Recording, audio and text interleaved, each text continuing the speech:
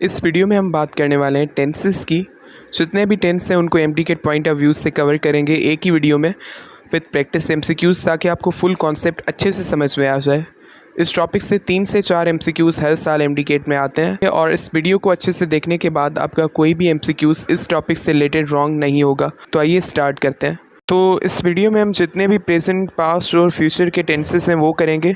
तो जो चीज़ें टेंसेस के लिहाज से इंपॉर्टेंट हैं वो ये है कि किसी भी टेंस के अंदर सेंटेंस की क्या स्ट्रक्चर होती है, उस टेंस के कौन से हेल्पिंग वर्ब होते हैं और मेन वर्ब को कैसे यूज़ किया जाता है, मतलब कि उसका कौन सा फॉर्म यूज़ होता है, और जितने भी टेंस हैं उनका यूज़ भी आपको आना चाहिए कि किस कंडीशन में कौन सा टेंस यूज़ होता है। ये सब हम करेंगे और उसके बाद इन द एंड हम कुछ प्रैक्टिस एमसीक्यूज़ भी सॉल्व करेंगे ताकि आपको ये आइडिया आ जाए कि इन कॉन्सेप्ट्स को प्रैक्टिकली अप्लाई करके कैसे एमसीक्यूज़ को सॉल्व करना है जो कि रिलेटेड है विद द टेंसेस। तो सबसे पहले ये समझते हैं कि टेंसेस क्या होते हैं। तो देखिए हमारे पास टेंस क्या होता है। टेंस हमारे पास वो फॉर्म होता है जिसके अंदर हम वर्ब को यूज़ कर रहे होते हैं to express time of action. इसका क्या मतलब है? इसका मतलब ये है कि टेंस वो फॉर्म है जिसके अंदर वर्ब को यूज़ किया जाता है ताकि जो एक्शन है उसके टाइम को एक्सप्रेस किया जाए। मतलब कि अगर कोई एक्शन हो रहा है वो अभी हो रहा है, पहले हुआ था या कब होगा, तो उस टाइम को एक्शन के इंडिकेट करने के लिए जिस फॉर्म में वर्ब को यूज़ किया जाता है, जिस फॉर्म के अंदर वर्ब को लिखा जाता है, उसी फॉर्म को हम कहते हैं टेंस।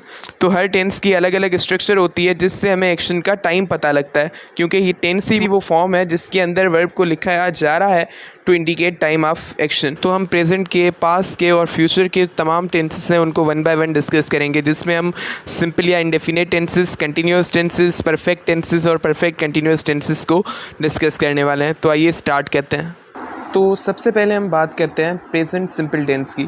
तो देखिए हमारे पास जो प्रेजेंट सिंपल टेंस होता है ये वो टेंस होता है जो कि हमारे पास प्रेजेंट वर्क को, अभी जो काम चल रहा है उसको ये एक्सप्रेस करता है। मतलब कि अभी जो काम हो रहा है, जो प्रेजेंट वर्क है उसको ये क्या करता है, इंडिकेट करता है। तो उसको हम कहते हैं प्रेजेंट सिंपल टेंस। अब देखिए हमारे पास इसके अंदर क्या होता है कि हमारे पास इसके अंदर हेल्पिंग वर्ब जो यूज़ होते हैं सबसे पहले वो कौन से होते हैं, डू और डस।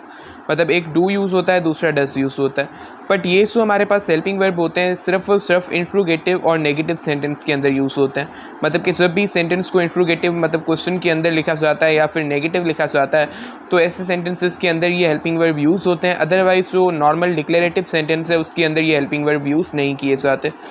और दूसरी ये चीज़ ये भी याद रखें कि इसके अंदर वर्ब का फर्स्ट फॉर्म यूज़ किया जाता है और उसके अंदर अगर हमारे पास सब्जेक्ट थर्ड पर्सन सिंगुलर है तो फिर हम क्या करते हैं, तो हम जो हमारे पास वर्ब है उसके पीछे एस या ई एस को लगाते हैं। मतलब कि अगर हमारे पास सब्जेक्ट जो है वो थर्ड पर्सन सिंगुलर है तो उस केस में हम क्या करते हैं कि जो वर्ब है, वर्ब का फर्स्ट फॉर्म है, उसके पीछे हम एस या ई एस को ऐड करते हैं, ed to the end of verb.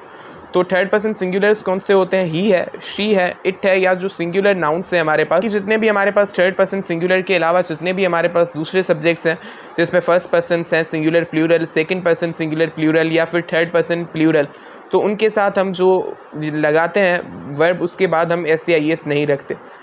तो यही हमारे पास फ़र्क होता है इसके अंदर। और उसके अलावा हमारे पास ये जो हमने बात की थी हेल्पिंग वर्ब डू या डस हैं, ये हमारे पास सिर्फ इंट्रोगेटिव और नेगेटिव सेंटेंसेस के अंदर यूज़ होते हैं। और जो हमारे पास डस होता है, आपको अब पता चल गया होगा कि डस हम यूज़ कब करेंगे, जब हमारे पास सब्जेक्ट थर्ड पर्सन सिंगुलर है तब हम डस यूज़ करेंगे। और डू कब यूज़ करेंगे, जब हमारे पास थर्ड पर्सन सिंगुलर के अलावा दूसरा कोई सब्जेक्ट है तो डू यूज़ करेंगे।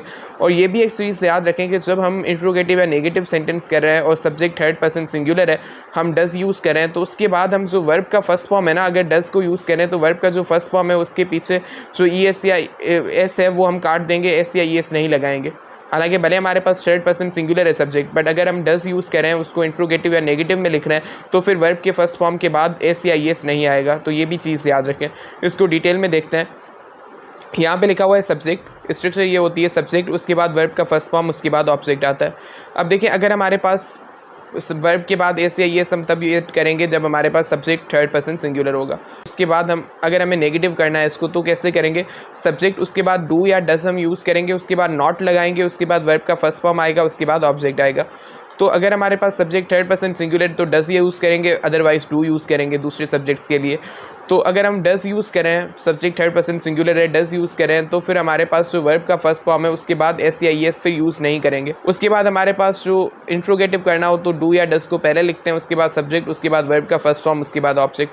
और अगर इंट्रोगेटिव नेगेटिव मतलब दोनों चीज़ें हो, इंट्रोगेटिव भी हो नेगेटिव भी हो, तो उस केस में हम क्या करेंगे, जो डू या डज है उसको पहले लिखेंगे, फिर सब्जेक्ट, उसके बाद नॉट लिखेंगे, उसके बाद वर्ब का फर्स्ट फॉर्म, उसके बाद ऑब्जेक्ट। तो ये इंट्रोगेटिव भी हो गया, नेगेटिव भी हो गया, तो इसको कहते हैं इंट्रोगेटिव नेगेटिव सेंटेंस। एग्जाम्पल्स को देखते हैं। शी राइट्स ए लेटर, हमारे पास एक सेंटेंस है इसके अंदर प्रेजेंट सिंपल टेंस के अंदर कि वो she writes a letter.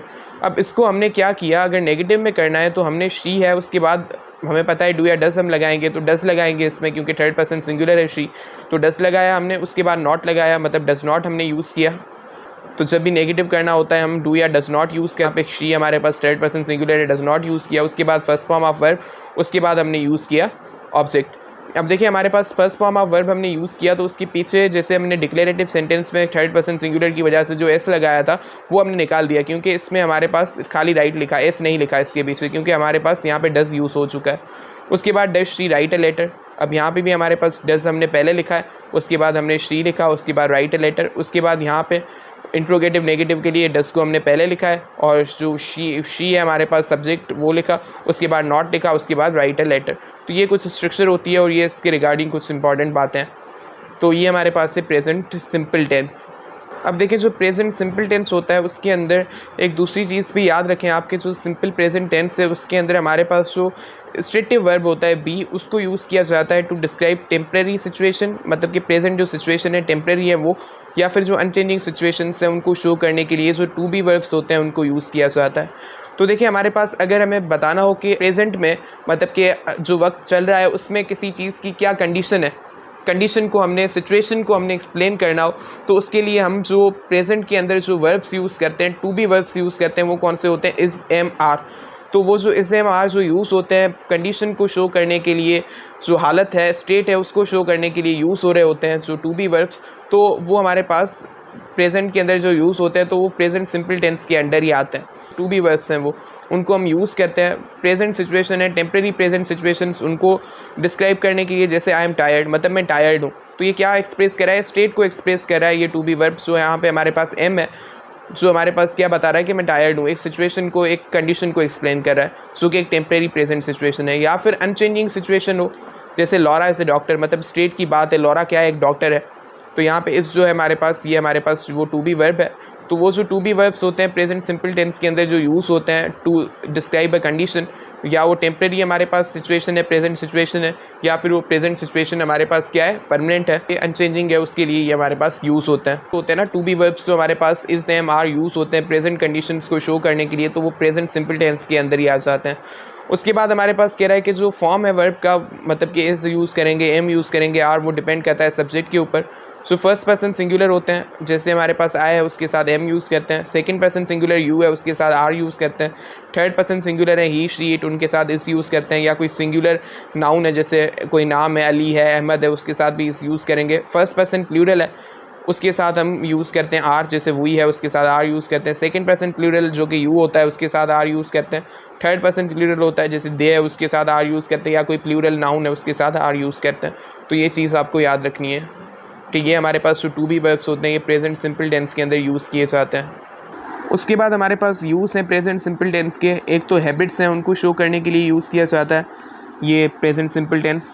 Habits के अंदर मतलब कि वो चीज़ें जो कि आदत है, किसी बंदे की आदतें हैं, तो उनको शो करने के लिए यूज़ किया जाता है। जैसे ही ड्रिंक्स टी एट ब्रेकफास्ट, कि ये जो चाय पीता है ब्रेकफास्ट पे, मतलब ब्रेकफास्ट पे ये चाय पीता है, ये क्या है, इसकी हैबिट है, तो हैबिट्स को शो करने के लिए यूज़ होता है ये present simple tense. They watch television regularly, कि वो रेगुलरली टेलीविज़न देखते हैं, तो यहाँ पे भी बात क्या हो रही है कि काम रेगुलरली हो रहा है, एक हैबिट है। तो अगर हैबिट की बात हो रही है तो हमने क्या यूज़ किया, प्रेजेंट सिंपल टेंस यूज़ किया। तो प्रेजेंट के अंदर कोई हैबिट है, अभी कोई हैबिट है किसी की इसी वक्त में, तो हम यूज़ करते हैं फिर प्रेजेंट सिंपल टेंस। उसके बाद जो रिपीटेड या रेगुलर एक्शंस होते हैं या इवेंट्स होते हैं, मतलब कि वो एक्शंस जो कि रेगुलर बेस के ऊपर होते हैं, रिपीट होते हैं डेली लाइफ के अंदर, तो उनके लिए भी हम प्रेजेंट सिंपल टेंस यूज़ करते हैं। जैसे we catch the bus every morning, कि हम हर सुबह को बस जो है वो पकड़ते हैं, बस में चढ़ते हैं, तो इसके लिए हमने प्रेजेंट सिंपल टेंस के अंदर लिखा, क्योंकि ये एक्टिविटी रिपीटेड है, रेगुलर एक्शन है ये। They drive to Monaco every summer, ये सो मोनाको जाते हैं हर समर को, ये भी क्या है, हमारे पास एक रेगुलर एक्शन है जो एक रेगुलरली इवेंट होता है।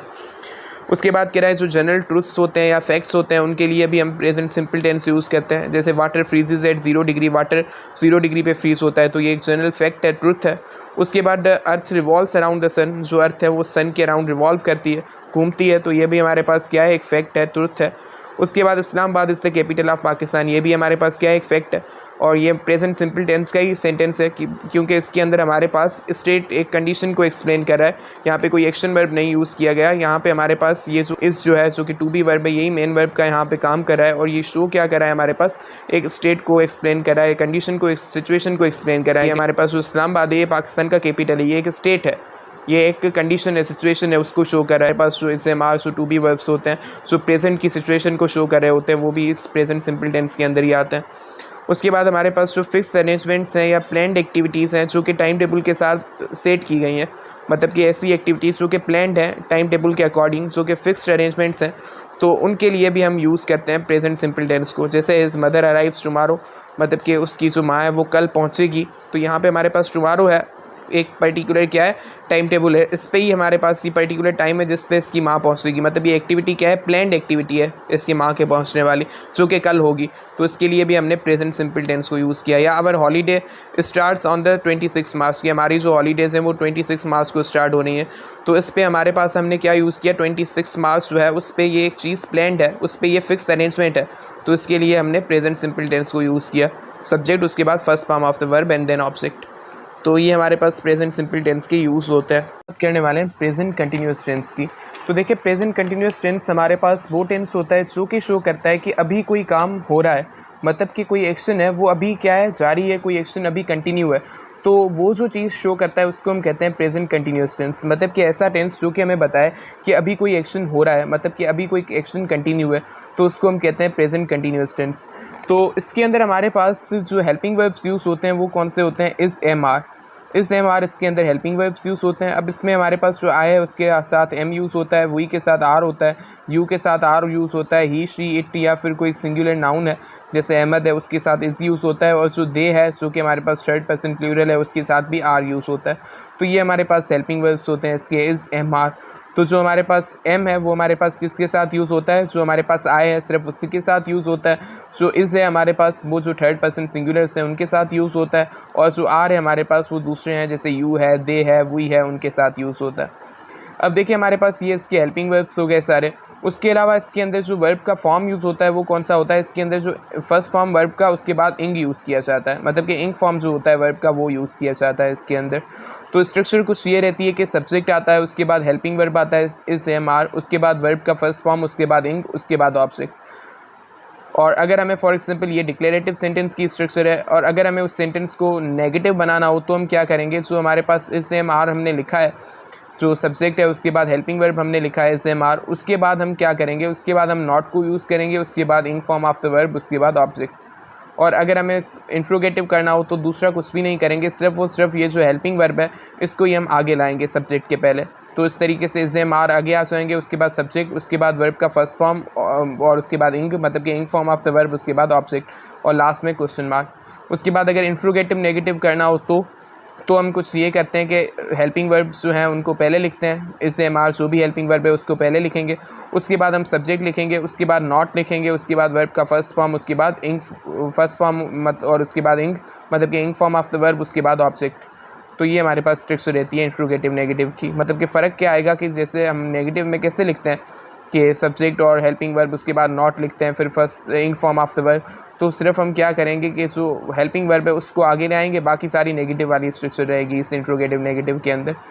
जैसे एग्जांपल लेते हैं, ही इज़ वॉचिंग टीवी, तो यहाँ पे ही हमारे पास है, सब्जेक्ट है, इसके साथ हेल्पिंग वर्ब इस आएगा, उसके बाद वाचिंग इंग फॉर्म है, वर्ब का इंग है, उसके बाद हमारे पास ऑब्जेक्ट आ गया। तो ये हमारे पास यूजुअल स्ट्रक्चर है। उसके बाद इंट्रोगेटिव करना था तो इसको हमने आगे लाया, हेल्पिंग वर्ब आगे आ गया, बाकी सेम स्ट्रक्चर है। और उसके बाद है he is not watching TV, कि वो टीवी नहीं देख रहा है अभी। नेगेटिव करने के लिए क्या किया कि जो हेल्पिंग वर्ब है उसके पीछे जस्ट हमने नॉट को पुट किया, हेल्पिंग वर्ब और मेन वर्ब के बीच में हमने नॉट को पुट किया है बस। और उसके अलावा इंट्रोगेटिव नेगेटिव करना था तो हेल्पिंग वर्ब को पहले लिखा है, उसके बाद सब्जेक्ट, उसके बाद नॉट लिख के हमने मेन वर्ब लिखा, उसके बाद ऑब्जेक्ट लिखा। तो ये स्ट्रक्चर होती है कंटिन्यूस टेंस की। तो देखें कंटिन्यूस टेंस क्या बताता है, काम अभी हो रहा है, एक्शन अभी जारी है। ही इज़ वॉचिंग टीवी, मतलब वो अभी टीवी देख रहा है, मतलब एट दैट मोमेंट वो काम चल रहा है। तो ये चीज़ वो शो करता है प्रेजेंट कंटिन्यूस टेंस। अब इसके हम यूज़ देखते हैं कि इसके यूज़ कैसे किया जाता है, कि जो डिफरेंट यूज़ है प्रेजेंट कंटिन्यूस टेंस के उसको देखते हैं। सबसे पहला यूज़ यही है कि जो एक्शन अभी चल रहा है, सही, for an action going on now, मतलब वो एक्शन जो कि अभी जारी है, जो अभी चल रहा है तो उसके लिए यूज़ किया जाता है। जैसे खालिद इज़ गेटिंग रेडी, मतलब खालिद अभी रेडी हो रहा है। They are sitting in the room, वो रूम में अभी बैठे हैं, मतलब एक्शन हमारे पास क्या है, जारी है। तो जब एक्शन जारी हो, कंटिन्यू हो, अभी हो रहा हो एक्शन, तो हम यूज़ करते हैं प्रेजेंट कंटिन्यूस टेंस को। उसके अलावा जो फ्यूचर के प्लान्ड एक्शन है, मतलब फ्यूचर में ये एक्शन करने हैं, फ्यूचर में ये एक्शन प्लान्ड है। जैसे he is taking the examination tomorrow, मतलब कि वो कल एग्जामिनेशन दे रहा हो, मतलब कि ये जो कल एक्शन है ये प्लान्ड एक्शन है, कल के लिए हमने यूज़ किया प्रेजेंट कंटिन्यूस टेंस को। जैसे we are going to Karachi next Sunday, कि हम नेक्स्ट संडे को कराची जा रहे हैं, तो नेक्स्ट संडे को ये काम हमारे पास, नेक्स्ट संडे को ये काम प्लान्ड है, मतलब कराची जाने का काम नेक्स्ट संडे को प्लान्ड है, मतलब फ्यूचर की ये प्लान्ड एक्शन है। तो उस सेंस में फ्यूचर के प्लान्ड एक्शंस के लिए भी यूज़ किया जाता है प्रेजेंट कंटिन्यूस टेंस को। उसके अलावा हमारे पास जो लॉन्गर एक्शंस हैं जो कि प्रोग्रेस में, मतलब कि बहुत लंबे एक्शंस हैं, लंबी ड्यूरेशन तक जो जारी रहते हैं, जो कि अभी तक प्रोग्रेस में, उनको लिए भी हम ये यूज़ करते हैं प्रेजेंट कंटिन्यूस टेंस। जैसे हमारे पास Saeed is writing a book, Saeed book लिख रहा है, तो बुक लिख रहा है मतलब कि ये हमारे पास एक लॉन्गर एक्शन है जो कि प्रोग्रेस में अभी हो रहा है वो काम, तो इसीलिए हम इसको कंटिन्यूस टेंस के अंदर लिख रहे हैं। आई एम लर्निंग इंग्लिश, में इंग्लिश सीख रहा हूँ, तो ये भी कोई एक अभी होने वाला जस्ट एक एक्शन नहीं है, ये लॉन्गर ड्यूरेशन वाला एक्शन है, तो अभी जारी है क्योंकि, तो इसीलिए हमने इसको प्रेजेंट कंटिन्यूस टेंस के अंदर लिखा। उसके अलावा हमारे पास जो एक्शंस हैं उनकी फ्रीक्वेंसी को डिस्क्राइब करने के लिए भी यूज़ होता है प्रेजेंट कंटिन्यूस टेंस। ये इंपॉर्टेंट यूज़ है बहुत ज़्यादा। तो इसके अंदर हमारे पास जो फ्रीक्वेंसी को डिस्क्राइब करने के लिए, मतलब कोई एक्शन कितना फ्रीक्वेंटली हो रहा है, मतलब कोई एक्शन है वो कितना फ्रीक्वेंटली हो रहा है, कितना जल्दी हो रहा है, रिपीट हो रहा है, उसको हम कहते हैं फ्रीक्वेंसी। तो वो जो फ्रीक्वेंसी है उसको डिस्क्राइब करने के लिए एक्शन की यूज़ किया जाता है। किसके साथ? ऑलवेज, फॉर एवर और कॉन्स्टेंटली साथ हम यूज़ करते हैं इसको। To describe continuous series of repeated actions, मतलब जो एक्शंस हैं वो जो रिपीट हो रहे हैं उनको शो करने के लिए, मतलब कि फ्रीक्वेंसी है किसी एक्शन की, उसको डिस्क्राइब करने के लिए ऑलवेज के साथ, फॉर एवर या कॉन्स्टेंटली के साथ यूज़ किया जाता है। तो देखें उसके अंदर हमारे पास एग्जाम्पल है, she is always arguing with his brother, कि वो हमेशा अपने भाई के साथ बहस करती रहती है। तो ये हमारे पास जो एक्शन है ये हमारे पास फ्रीक्वेंटली हो रहा है, उसकी फ्रीक्वेंसी को डिस्क्राइब कर रहा है। ये एक्शन ऑलवेज मतलब हमेशा होता रहता है। तो जब भी कोई एक्शन की फ्रीक्वेंसी की बात करनी है कि ये एक्शन हमेशा होता रहता है, तो इस तरीके से हमें बात करनी हो किसी एक्शन के बारे में, तो हम प्रेजेंट कंटिन्यूस टेंस को यूज़ करते हैं। जैसे you are constantly complaining about your boss, कि तुम हमेशा अपने बॉस के बारे में कंप्लेन करते रहते हो, मतलब कि ये जो चीज़ है कंटिन्यूसली ये चीज़ हो रही है, मतलब ये जो एक्टिविटी है सही है, ये हमारे पास फ्रीक्वेंटली हो रही है, रिपीटेडली हो रही है। तो जो हमारे पास एक्शंस होते हैं ना, रिपीटेडली होते रहते हैं, जो फ्रीक्वेंटली होते रहते हैं, तो उनकी फ्रीक्वेंसी को डिस्क्राइब करने के लिए कितना फ्रीक्वेंटली वो हो रहे हैं, तो ऑलवेज के साथ, फॉर एवर के साथ या कॉन्स्टेंटली के साथ हम यूज़ करते हैं प्रेजेंट कंटिन्यूस टेंस के अंदर सेंटेंस को लिखते हैं। तो ये हमारे पास प्रेजेंट कंटिन्यूस टेंस का यूज़ है एक। तो आई होप आपको प्रेजेंट कंटिन्यूस टेंस की यूज़ भी समझ में आ गए होंगे। करने वाले हैं प्रेजेंट परफेक्ट टेंस की। तो देखिए प्रेजेंट परफेक्ट टेंस वो टेंस होता है जो कि हमें बताता है कि कोई काम जस्ट अभी कंप्लीट हुआ है, तो उसको हम कहते हैं प्रेजेंट परफेक्ट टेंस। मतलब कि जो प्रेजेंट परफेक्ट टेंस होता है ये हमें क्या बताता है, ये हमें बताता है कि कोई एक्शन जस्ट अभी कंप्लीट हुआ है, मतलब कि एक्शन जो है अभी फिनिश हुआ है, जस्ट अभी वो कंप्लीट हुआ है। तो ये जो चीज़ जो टेंस बताता है उसको हम कहते हैं प्रेजेंट परफेक्ट टेंस। अब ये जो टेंस होता है प्रेजेंट परफेक्ट टेंस, इसके अंदर जो हेल्पिंग वर्ब्स यूज़ होते हैं वो हमारे पास होते हैं हैव और हैज़। कौन से होते हैं? एक होता है हैव, दूसरा हैज़। तो हमारे पास जो हैव होता है वो किसके साथ यूज़ होता है? जो फर्स्ट पर्सन से आई हैव, वी है, उसके साथ। उसके अलावा जो सेकंड पर्सन से जिसमें यू है हमारे पास, उसके साथ। और जो थर्ड पर्सन प्लूरल है दे, उसके साथ हमारे पास हैव यूज़ होता है। जबकि जो हमारे पास थर्ड पर्सन्स होते हैं, थर्ड पर्सन सिंगुलर्स, उन सब के साथ हमारे पास क्या यूज़ होता है? उन सब के साथ हमारे पास हैज़ यूज़ होता है। मतलब कि हैव किसके साथ यूज़ होता है और हैज़ किसके साथ यूज़ होता है? हैज़ हमारे पास जितने भी थर्ड पर्सन सिंगुलर्स हैं, ही है, शी है, इट है, और कोई सिंगुलर नाम है जैसे अली है, अहमद है, उसके साथ हैज़ यूज़ होगा। जबकि हमारे पास उसके अलावा जितने भी पर्सन्स हैं उन सब के साथ हैव यूज़ होता है। तो ये हमारे पास इसके हेल्पिंग वर्ब्स हैं। उसके अलावा क्योंकि परफेक्ट टेंस है तो परफेक्ट टेंस के अंदर हमारे पास हमेशा कौन सा फॉर्म यूज़ होता है? वर्ब का थर्ड फॉर्म यूज़ होता है। तो अब देखें इसकी स्ट्रक्चर क्या होती है कि सबसे पहले सब्जेक्ट को लिखा जाता है, उसके बाद हैज़ या हैव लिखा जाता है, उसके बाद third form of the verb, उसके बाद ऑब्जेक्ट। तो ये जो डिक्लेरेटिव सेंटेंस होते हैं इसके, उसकी यूजुअल स्ट्रक्चर होती है कि सब्जेक्ट, उसके बाद हैज़ या हैव जो हेल्पिंग वर्ब है वो, उसके बाद वर्ब का थर्ड फॉर्म, उसके बाद ऑब्जेक्ट। और उसके अलावा अगर हमें नेगेटिव करना हो तो नेगेटिव करने के लिए हम क्या करते हैं? जो हेल्पिंग वर्ब हैज़ या हैव है उसके बाद सिंपली हम नॉट को पुट कर देते हैं, तो हैज़ नॉट या हैव नॉट, और उसके बाद वर्ब का थर्ड फॉर्म, उसके बाद ऑब्जेक्ट। और अगर इसको हमने इंट्रोगेटिव बनाना हो सेंटेंस को प्रेजेंट परफेक्ट टेंस के अंदर, तो हम क्या करते हैं? जो हेल्पिंग वर्ब है हैज़ या हैव उसको पहले लिखते हैं, फिर सब्जेक्ट आता है और उसके बाद third form of the verb और ऑब्जेक्ट। और अगर इंट्रोगेटिव नेगेटिव बनाना हो तो हैज़ या हैव हमारे पास पहले आता है, फिर सब्जेक्ट, उसके बाद नॉट आता है, उसके बाद third form of the verb, उसके बाद ऑब्जेक्ट। और जो इंट्रोगेटिव सेंटेंस होते हैं और इंट्रोगेटिव नेगेटिव होते हैं उनके पीछे क्वेश्चन मार्क लगाई जाती है। अब देखिए ये हमारे पास एग्जांपल्स हैं कि he has written a story. He has written a story मतलब उसने स्टोरी अभी लिखी है, मतलब वो स्टोरी लिख चुकी है। तो ये जो हमारे पास है प्रेजेंट परफेक्ट टेंस का सेंटेंस है, इसके अंदर देखें ही के साथ थर्ड पर्सन सिंगुलर है तो हमने हैज़ को यूज़ किया। Third form of the verb जो राइट का थर्ड फॉर्म वर्ब है वो कौन सा है, रिटन है, वो हमने लिखा। उसके बाद ऑब्जेक्ट लिखा। अब इसको अगर हमने इंट्रोगेटिव में कन्वर्ट करना हो तो सिंपली क्या करेंगे, जो हेल्पिंग वर्ब हैज़ है उसको आगे रखेंगे, दैट्स इट। तो ये हमारे पास इंट्रोगेटिव हो गया, he has he written a story, उसके बाद क्वेश्चन मार्क, उसके बाद he has not written a story. Simply अगर नेगेटिव बनाना था तो हेल्पिंग वर्ब के बाद हमने नॉट को पुट किया। उसके बाद इंट्रोगेटिव नेगेटिव बनाने के लिए जस्ट हम नॉट भी पुट करेंगे सब्जेक्ट के बाद, और सब्जेक्ट के पहले हैज़ को यूज़ किया हमने, मतलब हेल्पिंग वर्ब को यूज़ किया। तो has he not written a story. उसके बाद जिस तरीके से हैज़ यूज़ हुआ है ही के साथ या थर्ड पर्सन सिंगुलर्स के साथ, ऐसे आई के साथ हैव यूज़ होता है। तो सेम चीज़ है, एग्जाम्पल दिया है कि आई के साथ हैव यूज़ हुआ है उसका, कि I have built the house. फिर उसके अलावा have I built the house, I have not built the house, have I not built the house. तो ये हमारे पास दूसरा एग्जाम्पल है। अब इसके जो यूज़ हैं वो बहुत ज़्यादा इंपॉर्टेंट है, उनको देखते हैं। तो देखिए सबसे पहले इसका जो यूज़ है, जो कि इसकी डेफिनेशन में भी हमने कहा था कि ये हमारे पास एक्सप्रेस करता है वो एक्शन जो कि जस्ट अभी रिसेंटली कंप्लीट हुआ हो, मतलब अभी वो एक्शन फिनिश हुआ है, अभी कंप्लीट हुआ है, तो उसको ये रेफ़र करता है प्रेजेंट परफेक्ट टेंस। जैसे I have just taken tea, I have just taken tea मतलब कि मैंने जस्ट अभी चाय पी है, मतलब चाय मैंने पी ली है जस्ट अभी, मतलब अभी चाय पीने का एक्शन ख़त्म हुआ है, फिनिश हुआ है। He has finish practice now, कि ये जो हमारे पास है इसने अपनी प्रैक्टिस अभी जस्ट फिनिश की है।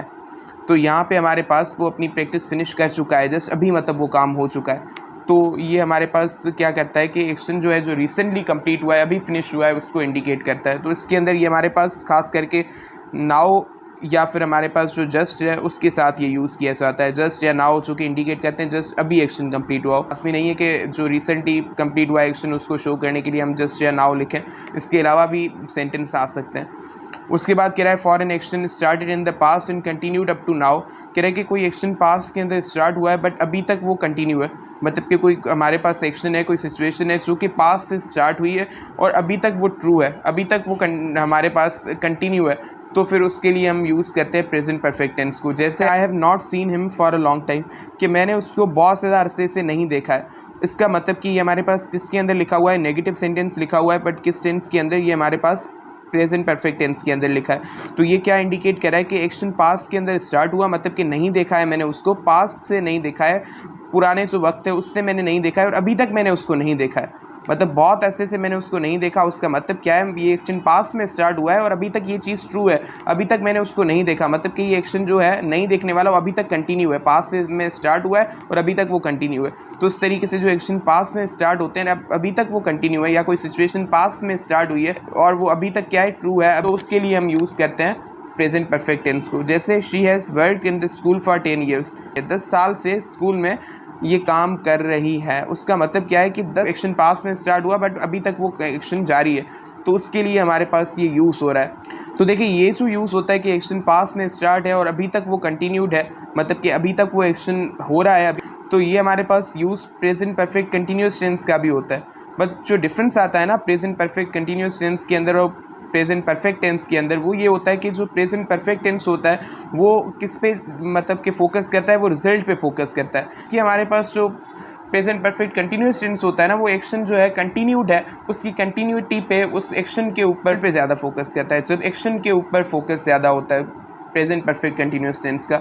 और दूसरी एक चीज़ याद रखें कि जो प्रेजेंट परफेक्ट टेंस होता है वो फॉर एग्जांपल हम यूज़ करते हैं, कोई एक्शन पास्ट में स्टार्ट है और अभी तक वो कंटिन्यूड है, मतलब के लिए जब हमारे पास कोई वर्ब्स जो है ना यूज़ हो रहे हैं वो हमारे पास स्टेटिव वर्ब्स हैं। स्टेटिव जो वर्ब्स होते हैं वो कभी भी कंटिन्यूस के अंदर यूज़ नहीं होते, इसीलिए प्रेजेंट परफेक्ट कंटिन्यूस की जगह पे ऐसे जो वर्ब्स यूज़ होते हैं तो उनको हमेशा हम प्रेजेंट परफेक्ट टेंस के अंदर लिखते हैं। ये उसके बाद हमारे पास कह रहा है completed actions with a present result, कि हमारे पास एक्शंस हैं जो कि कंप्लीट हो चुके हैं जिनकी रिजल्ट प्रेजेंट है, मतलब कि अभी वाली रिजल्ट है उनकी। तो इसका क्या मतलब है, completed actions with a present result. जैसे they have bought a new car, कि उन्होंने नई कार खरीदी है। अब देखें ये जो हमारे पास एक्शन है ये कंप्लीट हो चुका है पास्ट के अंदर, ये एक्शन पास्ट के अंदर कंप्लीट हो चुका है, बट इसकी जो रिजल्ट है ना वो प्रेजेंट है। कैसे कि they bought it in the past, मतलब कि पास में उन्होंने कार ख़रीद ली है, and now they have it, और अब उनके पास वो कार है। मतलब कि हमारे पास ये एक्शन कंप्लीटेड है, उन्होंने कार ले ली है और उसका रिजल्ट प्रेजेंट ये है कि अब उनके पास कार है। तो ऐसे हमारे पास कंप्लीटेड एक्शंस होते हैं जिनकी प्रेजेंट रिजल्ट होती है, तो उसके लिए हम यूज़ करते हैं दे have bought a new car, कि उन्होंने नई कार ख़रीदी है, तो उसके लिए हम यूज़ करते हैं। और दूसरा I have lost my keys, कि मैंने अपनी जो कीज़ हैं वो लॉस कर दी हैं, मतलब कि वो गुम कर दी है मेरी कीज़। तो ये हमारे पास क्या है, एक एक्शन है जो कि कंप्लीट हो चुका है, मतलब कि वो कीज़ हैं वो उसने गुम कर दी हैं पास में। बट ये जो एक्शन है जो कि कंप्लीटेड है, उसकी जो रिजल्ट है वो प्रेजेंट है। क्या प्रेजेंट रिजल्ट है कि सो कि I can not get into my house, क्योंकि मैंने कीज़ अपनी गुम कर दी है, तो अब मैं हाउस के अंदर नहीं जा सकता। तो हाउस के अंदर नहीं जा सकता, ये इसकी प्रेजेंट रिजल्ट है। तो action completed actions with present result, मतलब कि उनकी रिजल्ट प्रेजेंट हो। जैसे I have lost my keys, मैंने अपनी कीज़ लॉस कर दी है, तो उसका प्रेजेंट रिजल्ट है ना कि अब मैं घर नहीं जा पाऊँगा। तो इसीलिए हमने यूज़ किया है इसको, प्रेजेंट परफेक्ट टेंस के अंदर लिखा है कि मतलब कि कंप्लीटेड एक्शंस जिनकी रिजल्ट प्रेजेंट है। उसके बाद एक्सपीरियंस है या अकम्पलिशमेंट है, उनके लिए भी हम यूज़ करते हैं। एक्सपीरियंसेस होते हैं, अकम्पलिशमेंट्स होती हैं। तो एक्सपीरियंस हमारे पास जैसे she has travel to many countries, उसने बहुत कंट्रीज़ के लिए ट्रैवल किया है। देखिए यहाँ पे हमारे पास एक्सपीरियंस की बात हो रही है कि उसने ये एक्सपीरियंस गेन किया है। तो वो जो एक्सपीरियंसेस हैं कि उसको जो लाइफ में हो चुके हैं, तो उनको इंडिकेट करने के लिए भी हम यूज़ करते हैं she has travel to many countries, मतलब ये एक्सपीरियंस उसको हो चुका है।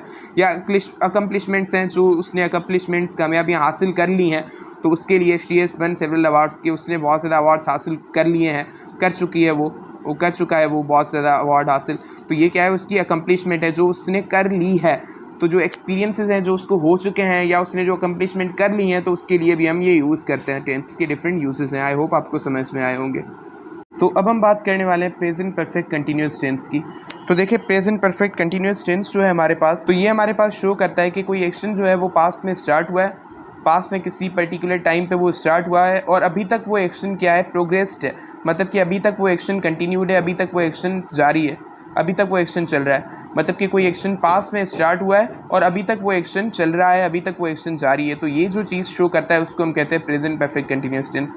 मतलब कि ऐसा टेंस जो कि हमें बताए कि कोई काम पास्ट में शुरू हुआ है किसी पर्टिकुलर टाइम से, और अभी तक वो एक्शन क्या है, कंटिन्यू है, अभी तक वो एक्शन चल रहा है, तो उसको हम कहते हैं प्रेजेंट परफेक्ट कंटिन्यूस टेंस। जो अब देखिए हमारे पास जो प्रेजेंट परफेक्ट कंटिन्यूस टेंस है, उसके अंदर हमारे पास जो हेल्पिंग वर्ब्स कौन से होते हैं, इसके अंदर जो हेल्पिंग वर्ब्स होते हैं यूज, वो है हमारे पास हैज़ बीन और दूसरा है हैव बीन।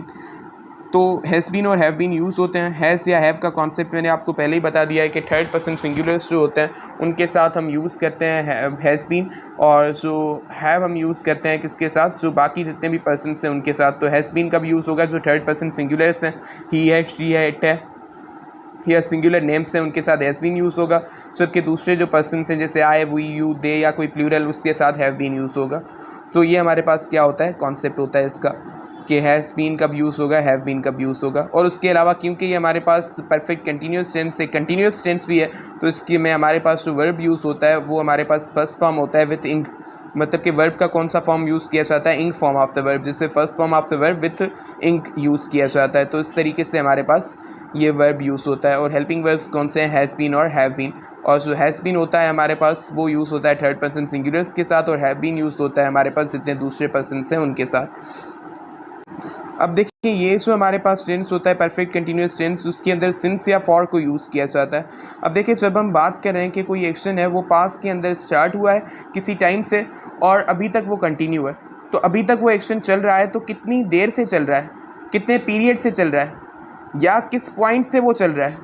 तो ज़रूर सीधी सी बात है, कोई एक्शन है पास्ट में स्टार्ट हुआ है, अभी तक अगर वो चल रहा है एक्शन, अभी तक वो कंटिन्यूड है, तो कितनी देर हो गई है उसे, कितनी देर से वो चल रहा है, मतलब कि पीरियड की बात अगर हम कर सकते हैं, या फिर हम ऐसा कह सकते हैं वो किस पॉइंट से चल रहा है, मतलब कि कौन सी पॉइंट ऑफ टाइम से वो एक्शन चल रहा है। तो इसके अंदर दो बातें होती हैं, एक होती है पॉइंट ऑफ टाइम की बात कि किस पॉइंट ऑफ टाइम से वो एक्शन स्टार्ट हुआ है, जो अभी तक कंटिन्यू है, जो कि पास में स्टार्ट हुआ था एक्शन जो कि अभी कंटिन्यू है, वो किस पॉइंट ऑफ टाइम से स्टार्ट हुआ है। अगर पॉइंट ऑफ टाइम की हम बात कर रहे हैं तो हम सिंस यूज़ करेंगे। अगर हम ऐसे बात कर रहे हैं कि वो जो एक्शन है वो हमारे पास कितनी देर से हो रहा है, मतलब किसी पॉइंट से स्टार्ट हुआ है बट वो कितनी देर से हो रहा है, पीरियड की अगर हम बात करें तो हम फॉर यूज़ करते हैं। तो इस तरीके से सिंस और फॉर को भी यूज़ किया जाता है। सिंस को पॉइंट ऑफ टाइम के लिए यूज़ किया जाता है और पीरियड ऑफ टाइम के लिए फॉर को यूज़ किया जाता है।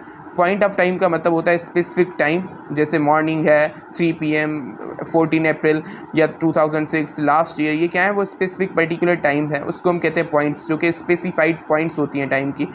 और जो फॉर यूज़ होता है पीरियड के लिए, पीरियड हमारे पास क्या होता है टाइम का, मतलब कि ड्यूरेशंस टाइम की, जैसे यहाँ 3 years 10 days 2 months, तो उनके लिए फॉर यूज़ किया जाता है। तो आई होप आपको सिंस या फॉर का भी कॉन्सेप्ट समझ में आया होगा। अब इसकी स्ट्रक्चर हम देखते हैं। अब इसकी स्ट्रक्चर क्या है कि सबसे पहले हम यूज़ करते हैं सब्जेक्ट, उसके बाद हेल्पिंग वर्ब है हमारे पास हैज़ बीन या हैव बीन, वो यूज़ होता है। उसके बाद जो वर्ब है हमारे पास उसका इंक फॉर्म, मतलब फर्स्ट फॉर्म उसके साथ इंक, उसके बाद ऑब्जेक्ट, और उसके बाद सिंस या फॉर, कि ये जो हमारे पास काम है ये कितनी देर से हो रहा है, अगर पीरियड की बात है तो फॉर, और अगर हमारे पास किस पॉइंट से स्टार्ट हुआ है पॉइंट की बात है तो सिंस, तो सिंस या फॉर हम यूज़ करते हैं और उसके बाद वो टाइम हम लिखते हैं उसके बाद। तो उसके बाद अगर हमें नेगेटिव करना हो तो हम क्या करते हैं, जो हमारे पास हैज़ बीन या हैव बीन है ना, उसको हम बीच से स्प्लिट कर देते हैं, हैज़ और बीन के बीच में या हैव और बीन के बीच में हम नॉट को पुट करते हैं सिंपली, बाकी स्ट्रक्चर सेम रहती है। उसके बाद अगर हमें इंट्रोगेटिव करना हो तो हम क्या करते हैं, तो भी हैज़ बीन या हैव बीन है उसको स्प्लिट करके जो हैज़ या हैव है उसको ही हम आगे लाते हैं, बाकी स्ट्रक्चर सेम रहती है। और अगर इंट्रोगेटिव नेगेटिव करना हो तो क्या करते हैं, हैज़ या हैव को आगे लाते हैं, बट जो हमारे पास बीन होता है उसके पहले नॉट को पुट कर देते हैं, बाकी स्ट्रक्चर सेम रहती है। तो इस तरीके से हम जो डिफरेंट फॉर्म्स के अंदर सेंटेंस को लिख सकते हैं प्रेजेंट परफेक्ट कंटिन्यूअस टेंस के अंदर। यहाँ पे हमारे पास लिखा हुआ है I have been reading a book since morning, कि मैं जो बुक है उसको पढ़ रहा हूँ मॉर्निंग से वो बुक को पढ़ रहा है। तो यहाँ पे देखिए हमारे पास मॉर्निंग जो है ना, मॉर्निंग हमारे पास क्या है, वो पॉइंट ऑफ टाइम है, उसके लिए हमने सिंस को यूज़ किया। और हमने कैसे लिखा है, सब्जेक्ट, उसके बाद हैव बीन हेल्पिंग वर्ब, उसके बाद इंक फॉर्म जो है वर्ब का वो यूज़ किया है, उसके बाद ऑब्जेक्ट, उसके बाद सिंस, उसके बाद टाइम, यही हमारे पास स्ट्रक्चर होती है। नेगेटिव करना था, नॉट को हमने सिंपली हैव और बीन के बीच में पुट किया, बाकी स्ट्रक्चर सेम रही।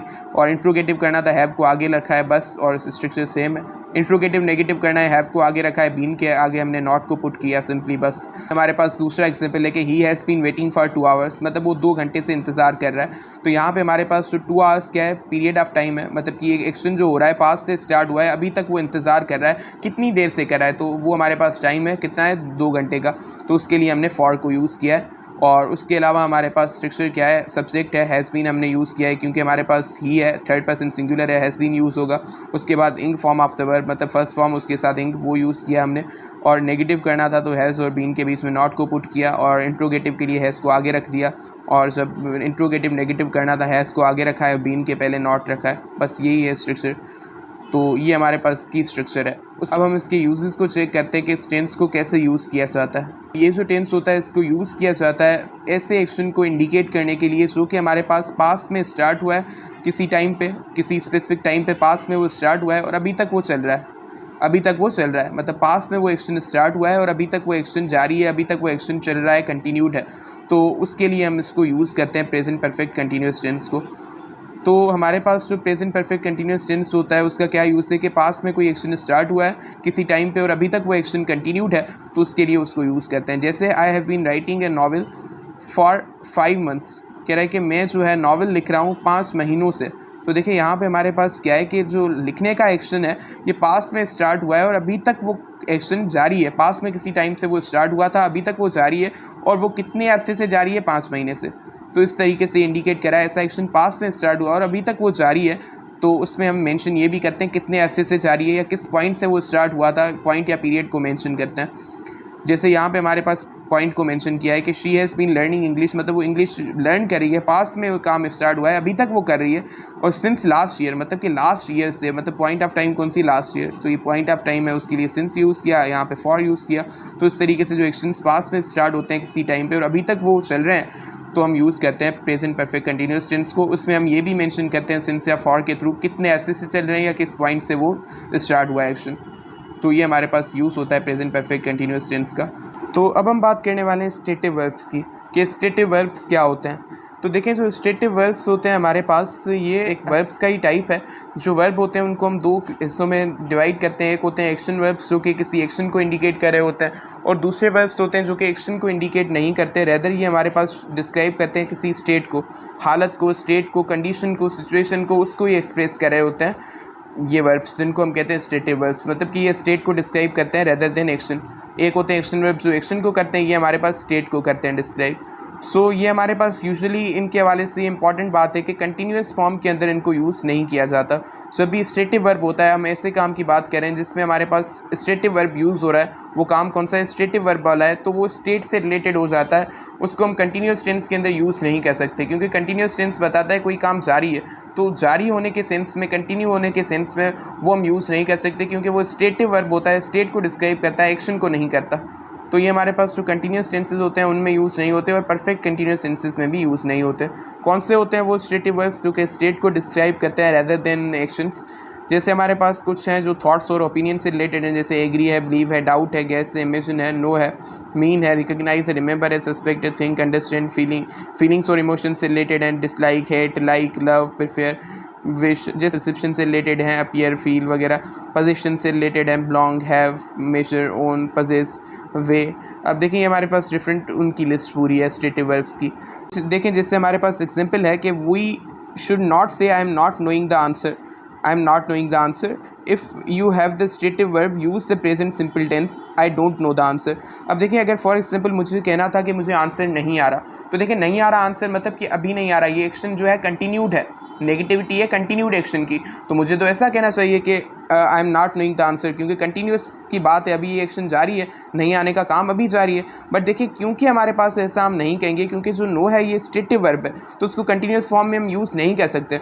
आई am not knowing the answer मतलब कि मुझे एक्शन मुझे पता नहीं है जवाब, मुझे आंसर नहीं पता। तो ये क्या पता होने का जो काम है, क्या ये एक्शन है जो कि अभी जारी होगा, मतलब कि अभी जारी होने के सेंस में हम यूज़ कर सकते हैं। कोई एक्शन हो जो कि अभी जारी हो, जैसे मैं कह रहा हूँ आई एम रनिंग, कि मैं भाग रहा हूँ, मतलब रनिंग का एक्शन जारी है, तो क्या हमारे पास नोइंग का जो एक्शन है वो अभी जारी है या अभी जारी नहीं है, जैसे नेगेटिव में लिखा है तो अभी जारी नहीं है, क्या ये इस टाइप से यूज़ हो सकता है नो, मतलब नोइंग के फॉर्म में कि अभी ये एक्शन जारी नहीं है, मतलब कि जारी नहीं है, क्या ये एक स्टेट की बात है कि मुझे नहीं आ रहा, तो ये हमारे पास एक्शन वर्ब है ही नहीं, तो इसके लिए हम ऐसे नहीं लिखेंगे। अगर कंटिन्यूस के अंदर हमें लिखना है तो हम कंटिन्यूस में नहीं लिखेंगे, प्रेजेंट सिंपल टेंस के अंदर ही लिख देंगे।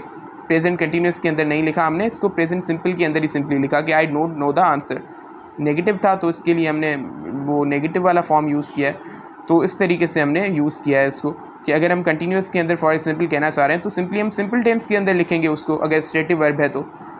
और अगर फॉर एग्जांपल हमें ये लिखना है कि I have been knowing you for a long time, कि मैं तुम्हें जानता हूँ बहुत ज़्यादा अरसे से, तो क्या हम इसके लिए present perfect continuous tense use करेंगे या फिर खाली प्रेजेंट परफेक्ट टेंस। तो देखें जो नो है हमारे पास स्टेटिव वर्ब है, लेकिन नोइंग का जो एक्शन है हम कहेंगे ये नो का जो काम है, जानने का काम है, क्या अभी जारी है ये काम, तो ऐसा कोई ये एक्शन नहीं है कि जो जारी हो जिसको कंटिन्यूस फॉर्म में हम यूज़ कर सकें कि जानने का काम अभी जारी है। ये स्टेट है, मतलब कि एक हालत स्टेट, एक कंडीशन सिचुएशन है कि हाँ मैं उसे जानता हूँ, तो जानने का ये हमारे पास एक्शन नहीं है, ये स्टेट है, तो इसीलिए हम इसको कंटिन्यूस फॉर्म में नहीं लिखेंगे। तो अगर प्रेजेंट परफेक्ट कंटिन्यूस टेंस के अंदर हमें लिखना था कि लंबे अरसे से जानता हूँ, तो सीधी सी बात है प्रेजेंट परफेक्ट कंटिन्यूस टेंस के अंदर लिखेंगे।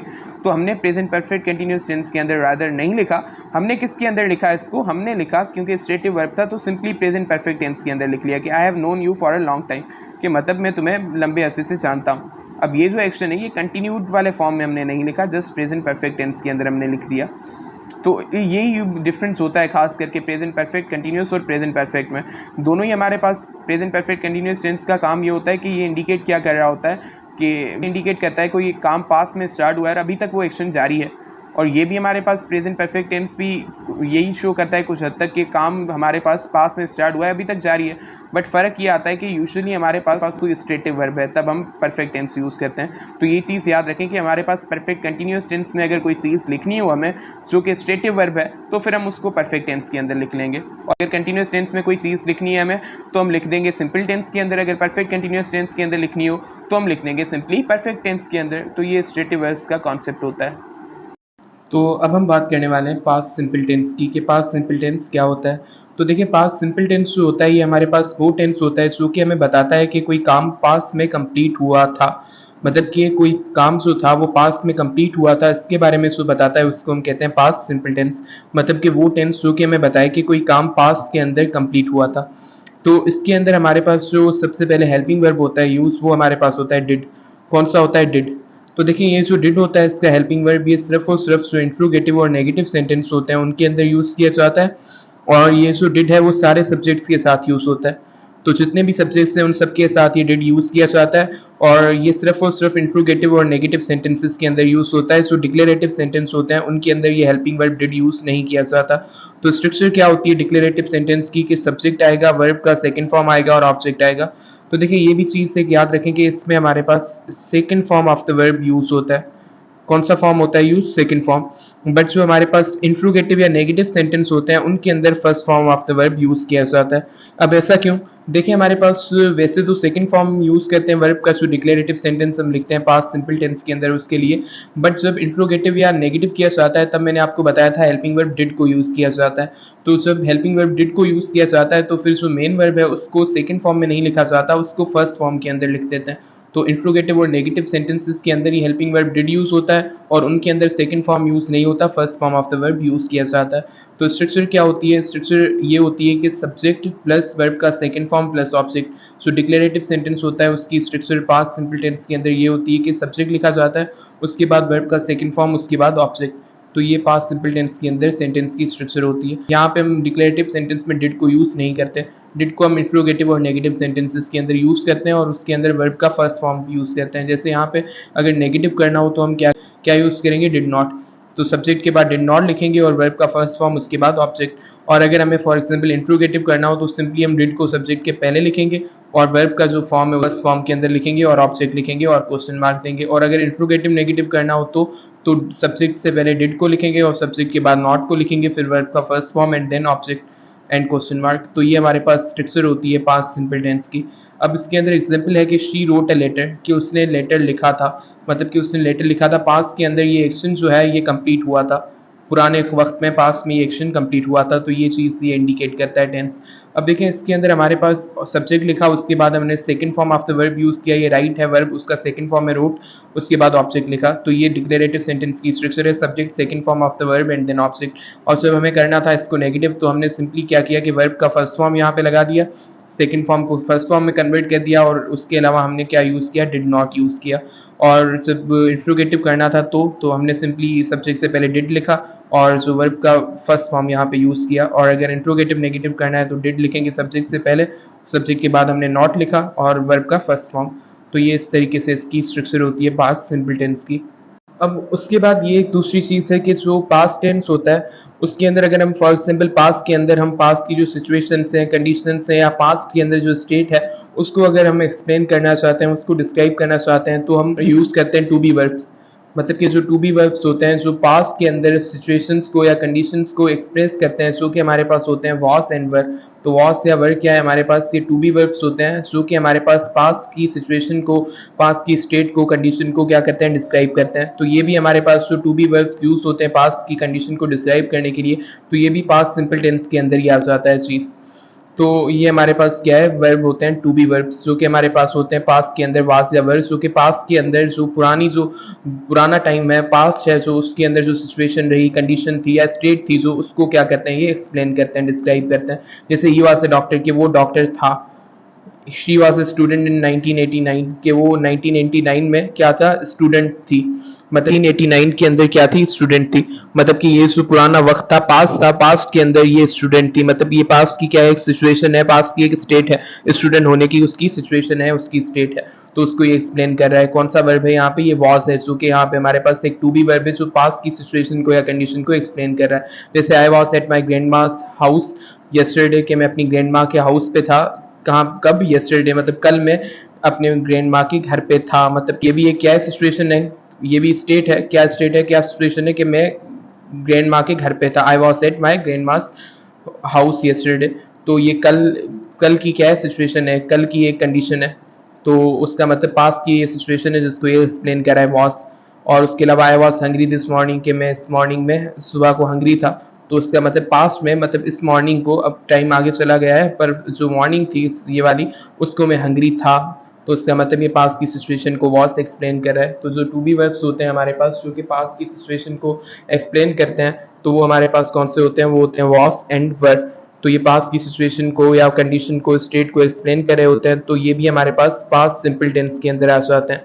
तो इसके अंदर हमारे पास जो वॉस होता है वो किसके साथ यूज़ किया जाता है, जो हमारे पास आई है, ही है, शी है, इट हैज़, या कोई सिंगुलर नाउन है जैसे अहमद, अली, कोई सिंगुलर नाम है, उनके साथ वॉस को यूज़ किया जाता है। जबकि हमारे पास यू है, दे है, वी है, या कोई प्लूरल है, उसके साथ हम वर्ड को यूज़ करते हैं। मतलब कि फर्स्ट पर्सन सिंगुलर जो कि आई है, और थर्ड पर्सन जो सिंगुलर्स होते हैं, ही, शी, इट या सिंगुलर, उनके साथ वॉस को यूज़ किया जाता है first person singular and third person singulars के साथ। जबकि हमारे पास उसके अलावा जितने भी सब्जेक्ट्स हैं उन सबके साथ वर्ड को यूज़ किया जाता है। तो ये हमारे पास क्या है, ये हमारे पास टू बी वर्ब्स होते हैं जो कि हमारे पास पास्ट की सिचुएशन या कंडीशन को डिस्क्राइब कर रहे होते हैं। तो ये जो हमारे पास टू बी वर्ब्स होते हैं जो कि ये पास्ट की सिचुएशन को डिस्क्राइब कर रहे हैं, ये यहाँ पे एज मेन वर्ब यूज होते हैं। वैसे तो ये हमारे पास डिफरेंट जो टेंस होते हैं उनके अंदर ये हमारे पास एज ऑक्सिलरी वर्ब या फिर हेल्पिंग वर्ब यूज होते हैं। कंटिन्यूअस टेंस के अंदर होते हैं, पास्ट कंटिन्यूअस टेंस के अंदर वॉज या वर, बट यहाँ पे हमारे पास टू बी वर्ब्स होते हैं। अगर सिचुएशन को एक्सप्रेस कर रहे हैं पास्ट सिंपल टेंस के अंदर तो ये हमारे पास एज मेन वर्ब यूज होते हैं। अब हम बात करते हैं पास्ट सिंपल टेंस की यूजेस की, जो कि बहुत ज़्यादा इंपॉर्टेंट है कि पास्ट सिंपल टेंस को कैसे यूज़ किया जाता है। तो देखिए, पास्ट सिंपल टेंस को यूज़ किया जाता है for completed action at a specific time in the past. मतलब पास्ट में किसी स्पेसिफिक टाइम पे कोई एक्शन कंप्लीट हुआ था, तो जो हमारे पास पास्ट में जो एक्शंस किसी स्पेसिफिक टाइम पे पास्ट में कोई एक्शन कंप्लीट हुए थे तो उनको रेफर करने के लिए हम पास्ट सिंपल टेंस को यूज़ करते हैं। मतलब कि ये जो हमारे पास एक्शन थे ये पास्ट के अंदर हुए थे किसी पर्टिकुलर टाइम पे, पास्ट का कोई पर्टिकुलर टाइम था, गुजरे हुए वक्त का कोई एक पर्टिकुलर टाइम था, उस पर ये एक्शन हुए थे, तो उनको डिस्क्राइब करने के लिए हम यूज़ करते हैं पास्ट सिंपल टेंस को। जैसे Asif wrote me a letter yesterday, कि आसिफ ने मुझे लेटर लिखा था कल।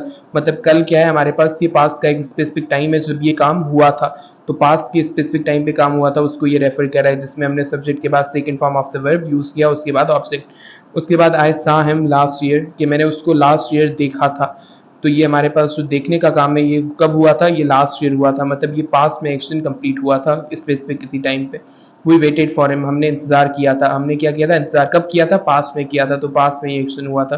कायद अज़म डाइड इन 1948 की, कायद अज़म की डेथ हुई थी 1948 में। मतलब ये जो एक्शन था ये कब कंप्लीट हुआ था, ये कब चीज़ हुई थी, ये पास्ट के अंदर किसी स्पेसिफिक टाइम पे हुई थी, जैसे 1948 पे कायद अज़म की डेथ हुई। तो कभी कभी स्पेसिफिक टाइम इंडिकेट नहीं भी होता, पर समझने की बात है कि पास्ट में ये चीज़ अगर हुई थी तो हम यूज़ करेंगे पास्ट सिंपल टेंस, के पास्ट के अंदर कोई एक्शन कंप्लीट हुआ था। उसके बाद हमारे पास जो पास्ट के अंदर जो हैबिट्स थी उनको एक्सप्रेस करने के लिए भी यूज़ किया जाता है पास्ट सिंपल टेंस को। मतलब कि पास्ट के अंदर पुराने वक्त में जो हैबिट्स रही हैं उनको एक्सप्रेस करने के लिए ये हम यूज़ करते हैं पास्ट सिंपल टेंस। जैसे when I was young I walk 10 miles to the school every day, कह रहे कि जब मैं यंग था तो मैं 10 माइल्स स्कूल की तरफ वॉक करता था हर रोज़। तो ये जो थी क्या थी, उसकी एक आदत थी। तो ये हमारे पास क्या है, एक आदत है, हैबिट थी। मतलब अभी नहीं है, ये पास की एक हैबिट थी। मतलब जब वो यंग था, व्हेन आई वाज यंग, जब मैं यंग था तब ये हैबिट थी। जब यहाँ पे हमने लिख दिया व्हेन आई वाज यंग, मतलब कि जब मैं यंग था, मतलब पास की बात हो रही है कि पास में जब मैं यंग था तब मैं ये काम करता था 10 माइल्स की जो वॉक है। मतलब ये जो हैबिट है ये पास की हैबिट है, तो पास की हैबिट को एक्सप्रेस करने के लिए यूज़ करते हैं पास्ट सिंपल टेंस को। उसके बाद है I always did my homework on time, कि मैं अपना होमवर्क हमेशा टाइम पे करता था। व्हेन आई वाज स्टूडेंट, जब मैं स्टूडेंट था, तो जब मैं स्टूडेंट था तो अपना होमवर्क हमेशा टाइम पे करता था। मतलब ये पास की एक हैबिट है। पास की हैबिट है, कैसे पता चला, लिखा हुआ है ना व्हेन आई वाज स्टूडेंट, मतलब जब मैं स्टूडेंट था। मतलब जब मैं स्टूडेंट था, पास में जब मैं स्टूडेंट था, पास की बात कर रहा है कि तब मैं हमेशा होमवर्क टाइम पे करता था। तो उसका मतलब कि ये हैबिट है जो कि पास की हैबिट है। तो पास की जो हैबिट्स हैं उनको एक्सप्रेस करने के लिए, जो कि पास में रही हैं हैबिट्स, पास में ये हैबिट्स थी, आदतें थी, उनको एक्सप्रेस करने के लिए पास्ट सिंपल टेंस को यूज़ कर रहे हैं। उसके बाद for the events that were true for some time in the past, मतलब कि ऐसे इवेंट्स जो कि पास्ट में कुछ टाइम तक ट्रू रहे हैं उनको एक्सप्रेस करने के लिए भी पास्ट सिंपल टेंस को यूज़ किया जाता है। मतलब कोई इवेंट पास्ट में कुछ टाइम के लिए वो इवेंट हुए थे, तो ऐसे इवेंट्स के लिए जो कि हमारे पास पास्ट में कुछ टाइम के लिए हुए थे, मतलब पास्ट के अंदर गुजरे हुए वक्त के अंदर कुछ टाइम के लिए ये चीज़ हुई थी, अभी वो चीज़ नहीं है। ऐसे मतलब अभी वो चीज़ नहीं है, अभी वो इवेंट नहीं है, अभी वो एक्शन नहीं है, बट पास्ट में कुछ टाइम तक वो एक्शन रहा था, वो इवेंट रहा था, तो उसको एक्सप्रेस करने के लिए हम यूज़ करते हैं पास्ट सिंपल टेंस को। जैसे they lived in Russia for 3 years, कि वो रशिया में रहे थे 3 सालों तक। मतलब 3 सालों तक वो रशिया में रहे थे, मतलब कि पास्ट के अंदर ये चीज़ ट्रू थी इस टाइम तक। मतलब 3 साल तक ये पास में ये इवेंट था, बट अब ये चीज़ नहीं है, पर पास्ट के अंदर ये 3 साल रहे थे। मतलब पास्ट के अंदर किसी टाइम तक ये जो इवेंट है वो ट्रू था, सही था। उसको एक्सप्रेस करने के लिए कि पास्ट के अंदर कोई इवेंट कुछ टाइम के लिए ट्रू था, कुछ टाइम के लिए वो इवेंट हुआ था, तो उसको एक्सप्रेस करने के लिए हम यूज़ करते हैं। जैसे ये रशिया में रहे थे 3 साल तक, या he talked on the phone for the 5 minutes, कि उसने फ़ोन पे बात की थी 5 मिनट तक, मतलब कि उसने फ़ोन पे बात की थी 5 मिनट तक, मतलब कि पास्ट में ये इवेंट हुआ था कुछ टाइम के लिए, मतलब पास्ट में पुराने वक्त में ये चीज़ हुई थी कुछ टाइम के लिए। तो पुराने वक्त में कोई चीज़ हुई हो किसी टाइम के लिए, जो कि अभी नहीं हो रही, पुराने वक्त में हुई थी, तो अगर कोई इवेंट हमारे पास पास्ट में कुछ टाइम तक रहा है तो उसको एक्सप्रेस करने के लिए हम यूज़ करते हैं। तो अब हम बात करने वाले हैं पास्ट कंटिन्यूअस टेंस की। तो देखिए, पास्ट कंटिन्यूअस टेंस हमारे पास वो टेंस होता है जो कि हमें बताता है कि पास्ट के अंदर कोई एक्शन हो रहा था, मतलब कि पास्ट में पुराने वक्त में कोई एक्शन कंटिन्यू था, कोई एक्शन जारी था, मतलब कि पास्ट में किसी टाइम पे कोई एक्शन हो रहा था। तो ये जो इंडिकेट करता है उसको हम कहते हैं पास्ट कंटिन्यूअस टेंस, मतलब कि वो टेंस जो कि हमें बताए कि पास्ट में कोई एक्शन किसी टाइम पे हो रहा था, कोई एक्शन कंटिन्यू था पास्ट में। तो देखिए, पास्ट कंटिन्यूअस टेंस जो होता है इसके अंदर जो हेल्पिंग वर्ब्स यूज़ होते हैं वो हमारे पास कौन से होते हैं, वो होते हैं दो, वॉस एंड वर। तो इसके हेल्पिंग वर्ब कौन से हैं, वॉस एंड वर। अब देखें, जो हमारे पास वॉस होता है वो किसके साथ यूज़ किया जाता है, आई के साथ किया जाता है, ही के साथ, शी के साथ, इट के साथ। और जो सिंगुलर नाउन्स होते हैं, जैसे सिंगुलर नेम्स होते हैं, अहमद, अली, ईटीसी, तो उनके साथ वॉस को यूज़ किया जाता है। जबकि उसके अलावा दूसरे सब्जेक्ट्स हैं, जैसे यू है, दे है, वी है, या फिर हमारे पास प्लूरल कोई नाउन है तो उसके साथ हम यूज़ करते हैं वर्ड को। तो इसका मतलब क्या हुआ, इसका मतलब हमारे पास ये है कि जो हमारे पास फर्स्ट पर्सन सिंगुलर जो कि आए हैं, और जो थर्ड पर्सन सिंगुलर से ही, शी, इट, या कोई सिंगुलर नाउन, तो ये हमारे पास थर्ड पर्सन सिंगुलर से आए, फर्स्ट पर्सन सिंगुलर है। तो first person singular and third person singulars के साथ वॉस को यूज़ किया जाता है, और रेस्ट ऑफ द सब्जेक्ट के साथ वर्ड को यूज़ किया जाता है। तो इसके अंदर हमारे पास क्योंकि कंटिन्यूस टेंस है तो इसके अंदर हम यूज़ करते हैं जो इंग फॉर्म होता है वर्ब का, मतलब कि first form of the verb with इंग, मतलब कि first form of the verb किसके साथ, इंग के साथ, वो यूज़ किया जाता है इसके अंदर। मतलब मेन वर्ब कौन सा होता है, वर्ब का फर्स्ट फॉर्म होता है जिसके पीछे हम इंग को लगाते हैं। तो ये हमारे पास वर्ब का फॉर्म होता है जो कि यूज़ किया जाता है। और helping verb was and were है, आई और थर्ड पर्सन सिंगुलर्स के साथ was and rest of the subject के साथ वर। और उसके अंदर हमारे पास स्ट्रक्चर क्या रहती है पास्ट कंटिन्यूस टेंस की, कि सब्जेक्ट के बाद हम यूज़ करते हैं हेल्पिंग वर्ब वास या वर, उसके बाद वर्ब का फर्स्ट फॉर्म एंडिंग यूज़ करते हैं, और उसके बाद ऑब्जेक्ट। और अगर हमें फॉर एग्जांपल इसको नेगेटिव बनाना हो तो सिंपली हम क्या करते हैं, सिर्फ और सिर्फ वास या वर्ब के बाद नॉट को लगाते हैं। बाकी स्ट्रक्चर सेम रहती है, सब्जेक्ट एंड देन वास या वर्ब जो हेल्पिंग वर्ब है वो, और उस हेल्पिंग वर्ब के बाद सिंपली हम नॉट को लगाते हैं, उसके बाद वर्ब का इंग फॉर्म और ऑब्जेक्ट। तो बाकी स्ट्रक्चर सेम होती है डिक्लेरेटिव सेंटेंस वाली, पर सिर्फ फ़र्क क्या आता है, नेगेटिव करने के लिए वॉस या वर के बाद नॉट को लगाया जाता है। और अगर फॉर एग्जांपल इंट्रोगेटिव करना हो तो सिंपली हम क्या करते हैं, जो वॉस या वर है मतलब हेल्पिंग वर्ब है, उसको हम सिंपली क्या करते हैं, आगे रखते हैं सब्जेक्ट के, उसको सब्जेक्ट के आगे लिखते हैं। तो इससे हमारे पास वो इंट्रोगेटिव हो जाता है सेंटेंस, जैसे वॉस या वर्ब को आगे लिखा, उसके बाद सब्जेक्ट, उसके बाद वर्ब का इंग फॉर्म और उसके बाद ऑब्जेक्ट। तो ये हमारे पास इंट्रोगेटिव की स्ट्रक्चर होती है, और and the end question mark. और अगर इंट्रोगेटिव नेगेटिव करना हो तो हम क्या करते हैं, जो हेल्पिंग वर्ब है उसको सब्जेक्ट से पहले लिखते हैं और नॉट को उसके बाद लिखते हैं, एंड देन वर्ब का जो फर्स्ट फॉर्म एंड इंग वो, और उसके बाद object and then question mark.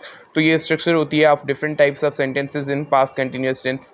अब इसके अंदर एग्जाम्पल लेते हैं कि I was reading a book, कि मैं बुक पढ़ रहा था, मैं बुक पढ़ रहा था, मतलब पास्ट के अंदर ये एक्शन जारी था, कंटिन्यू था, कि मैं बुक पढ़ रहा था। तो ये हमारे पास क्या है, पास्ट कंटिन्यूअस टेंस का एक सेंटेंस है। अब इसके अंदर हमने सब्जेक्ट लिखा, डिक्लेरेटिव सेंटेंस है, सब्जेक्ट के बाद हमने हेल्पिंग वर्ब यूज़ किया, आई के साथ वॉस यूज़ किया जाता है, उसके बाद first form of the verb with इंग वो लिखा, उसके बाद ऑब्जेक्ट लिखा। और अगर इसको इंट्रोगेटिव करना था तो हमने क्या किया, सिंपली वॉस है उसको हमने सब्जेक्ट से पहले लिखा, और अगर हमें नेगेटिव करना था तो वॉस के बाद हमने नॉट को यूज़ किया, और इंट्रोगेटिव नेगेटिव करना था तो ये जो सब्जेक्ट है आए उससे पहले वॉस को लिखा, हेल्पिंग वर्ब को, और उसके बाद नॉट को लिखा, बाकी structure same, and in the end question mark. तो ये हमारे पास डिफरेंट टाइप के सेंटेंस होते हैं जिनकी स्ट्रक्चर को हमने डिस्कस किया इन पास्ट कंटिन्यूअस टेंस। अब हम बात करते हैं पास्ट कंटिन्यूअस टेंस के यूजेस की, कि पास्ट कंटिन्यूअस टेंस को कैसे यूज़ किया जाता है। तो देखें, सबसे पहला यूज़ इसका ये है कि अगर कोई एक्शन हमारे पास पास्ट के अंदर किसी स्पेसिफिक टाइम पे हो रहा था तो उसको एक्सप्रेस करने के लिए इसको यूज़ किया जाता है। मतलब कि कोई एक्शन हमारे पास पास्ट के अंदर किसी स्पेसिफिक टाइम पे जारी था, वो चल रहा था एक्शन, वो गोइंग ऑन था, तो उसको इंडिकेट करने के लिए हम पास्ट कंटिन्यूअस टेंस को यूज़ करते हैं। जैसे I was sleeping in the morning, कि मैं मॉर्निंग में सो रहा था, मतलब कि ये जो सोने का एक्शन है ये जारी था एक स्पेसिफिक टाइम पे जो कि मॉर्निंग का था, मतलब पास्ट में किसी स्पेसिफिक टाइम पे ये एक्शन जारी था, तो इसको इंडिकेट करने के लिए हम यूज़ करें पास्ट कंटिन्यूअस टेंस को। उसके बाद we were watching TV yesterday evening, कि हम टीवी देख रहे थे येस्टरडे इवनिंग पे, कल शाम को हम टीवी देख रहे थे, मतलब कि ये हमारे पास जो एक्शन था ये गोइंग ऑन था, जारी था, पास्ट के स्पेसिफिक टाइम पे, मतलब कि कल की जो इवनिंग थी इस टाइम पे, पास्ट में इस टाइम पे ये हमारे पास एक्शन क्या था, जारी था, कंटिन्यू था। तो जो एक्शंस हमारे पास पास्ट में किसी स्पेसिफिक टाइम पे हो रहे थे, जारी थे, तो उनको इंडिकेट करने के लिए यूज़ किया जाता है पास्ट कंटिन्यूस टेंस को। उसके अलावा हमारे पास दूसरा यूज़ इसका ये है कि describe repetition or persistent habits in the past.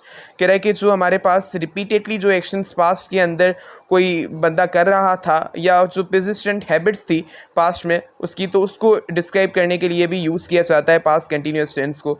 मतलब कि बार बार कोई एक्शन रिपीटेडली कोई बंदा कर रहा था जो उसकी परसिस्टेंट हैबिट्स थी, तो उनको रेफर करने के लिए, जो पास्ट में थी उनको रेफर करने के लिए हम यूज़ कर रहे हैं किसको, पास्ट कंटिन्यूस टेंस को। जैसे he was always complaining in the class, कि वो हमेशा क्लास में कंप्लेन करता रहता था।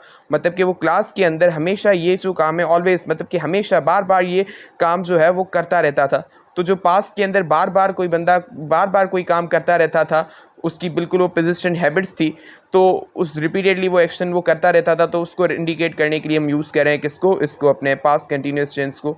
उसके बाद he was always talking about his abilities, कि वो हमेशा अपनी एबिलिटीज़ के बारे में बात करता रहता था, मतलब रिपीटेडली वो सेम चीज़ करता रहता था। तो पास्ट के अंदर रिपीटेडली जो चीज़ें वो बार बार करता रहता था, उसको रेफर करने के लिए हम यूज़ कर रहे हैं पास्ट कंटिन्यूस टेंस के। To express interrupted action in the past, मतलब कि हमारे पास जो पास्ट में एक्शन इंटरप्ट हुआ, बीच में रुका, पास्ट में जो एक्शन जिसमें इंटरप्शन आई, तो उसको एक्सप्रेस करने के लिए हम यूज़ करते हैं। मतलब कोई एक्शन पास्ट में हो रहा था, उसमें क्या ही इंटरप्शन आई किसी दूसरे एक्शन की वजह से, तो इंटरप्टेड एक्शन हुआ, उसको रेफर करने के लिए, उसको एक्सप्रेस करने के लिए हमें यूज़ करते हैं इसको, पास्ट कंटिन्यूस टेंस को। तो देखिए सीधी सी बात है, जो इंटरप्टेड एक्शन है पास्ट का, वो उस टाइम पे कंटिन्यू होगा पास्ट में, मतलब पास्ट में वो एक्शन हो रहा था, तभी वो इंटरप्ट हुआ किसी दूसरे एक्शन के होने की वजह से। तो उसका मतलब कि ये एक्शन पास्ट में हो रहा था और वो इंटरप्ट हुआ, तो उसको रेफर करने के लिए हम इसको यूज़ कर रहे हैं पास्ट कंटिन्यूस टेंस को। एग्जाम्पल में, I was driving to work when I crashed my car, कि मैं वर्क के लिए ड्राइव कर रहा था, मैं अपने काम पे जा रहा था, when I crashed my car, जब मेरी कार क्रैश हो गई। मतलब कि पास्ट के अंदर इसकी कार क्रैश हो गई, कब क्रैश हुई, जब ये अपने वर्क पे जाने के लिए ड्राइव कर रहा था। मतलब कि ये जो काम था वो इंटरप्ट हुआ। कौन सा काम इंटरप्ट हुआ, ड्राइविंग वाला, मतलब कि ड्राइविंग जो कर रहा था अपने वर्क की तरफ, वो काम इसका इंटरप्ट हुआ जब इसकी कार जो है वो क्रैश हो गई। तो उसका मतलब कि जब इसकी कार क्रैश हुई, तो उस टाइम पे ये जो एक्शन है ये इंटरप्ट हुआ, मतलब कि पास्ट के अंदर ये एक्शन इंटरप्ट हुआ। तो इंटरप्ट हुआ, उसका मतलब कि एक्शन जारी था पास्ट में, तभी दूसरे एक्शन के होने की वजह से ये इंटरप्ट हुआ। तो उसका मतलब कि इंटरप्टेड एक्शन जो कि जारी होते हैं पास्ट में, उनको रेफर करने के लिए इसको यूज़ करते हैं। उसके बाद to describe parallel actions in the past, मतलब कि जो पैरेलल एक्शंस हैं पास्ट में, उनको डिस्क्राइब करने के लिए भी यूज़ करते हैं। पैरेलल एक्शंस का मतलब होता है जो कि हमारे पास सेम टाइम पे गोइंग ऑन हो, सेम टाइम पे जारी हो जो एक्शंस पास्ट के अंदर, मतलब कि पास्ट के अंदर जो एक्शन सेम टाइम पे जारी थे, सेम टाइम पे हो रहे थे, उनको डिस्क्राइब करने के लिए यूज़ कर रहे हैं। जैसे I was studying while my brother was watching TV, कि मैं पढ़ा था जबकि मेरा भाई टीवी देख रहा था। तो उसका मतलब कि मैं पढ़ रहा था, मतलब पास्ट के अंदर ये काम कंटिन्यू था, और उसी टाइम पे दूसरा कौन सा काम कंटिन्यू था पास्ट में, कि मेरा भाई टीवी देख रहा था।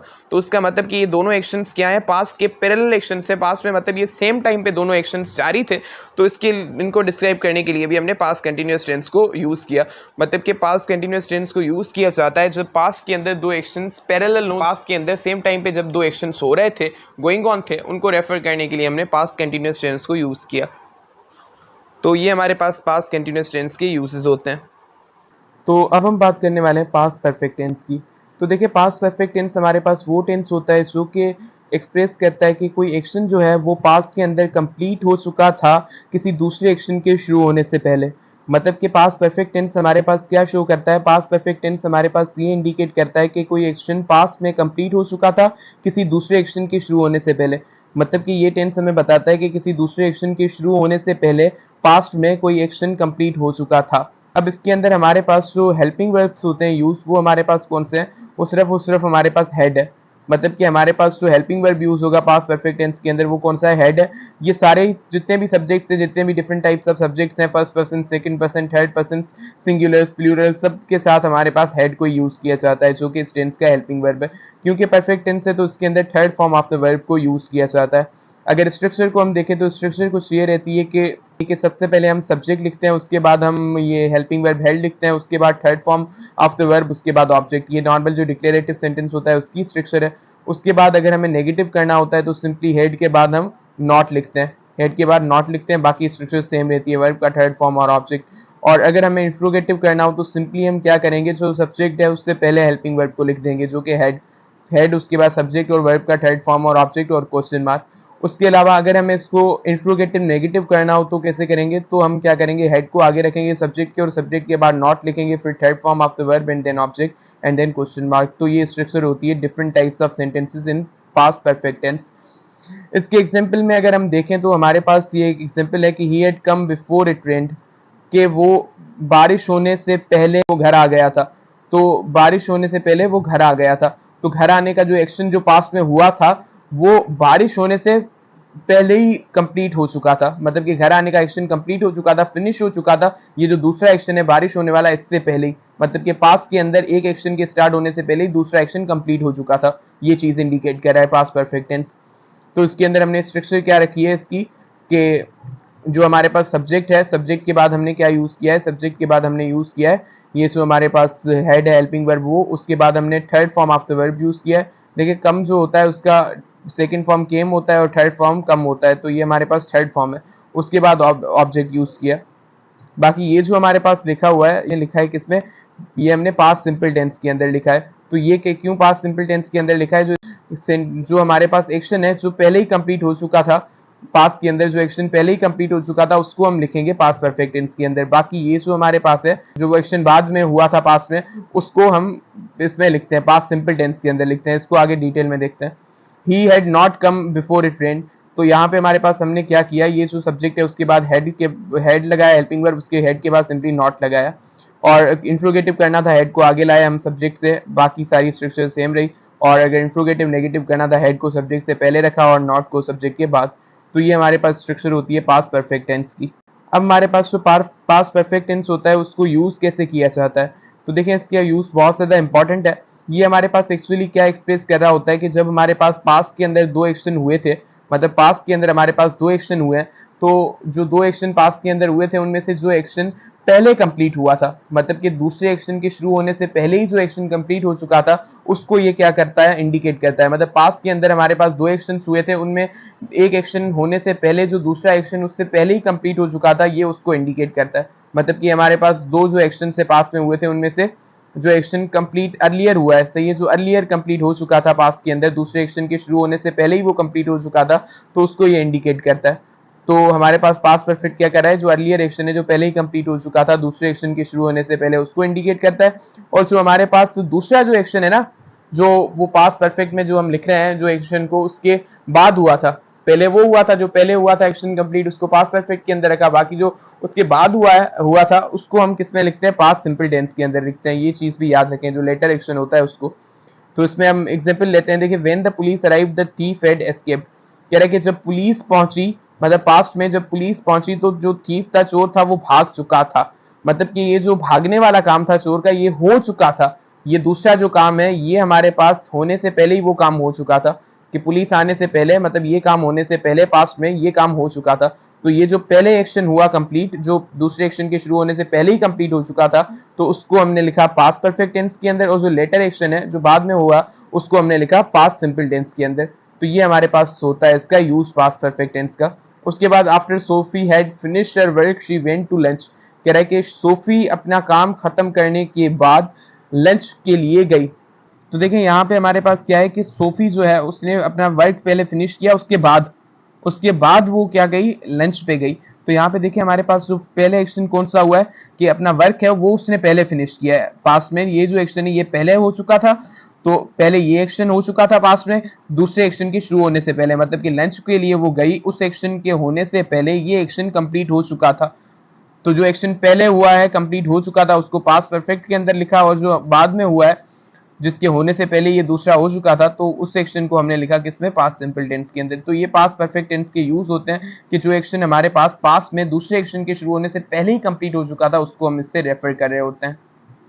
तो उसका मतलब कि पास्ट के जो इवेंट्स है उनका ये ऑर्डर शो करता है, जिसमें ये हमारे पास एक्सप्रेस करता है उस एक्शन को जो कि अर्लियर कंप्लीट हुआ था, पास्ट में हो चुका था।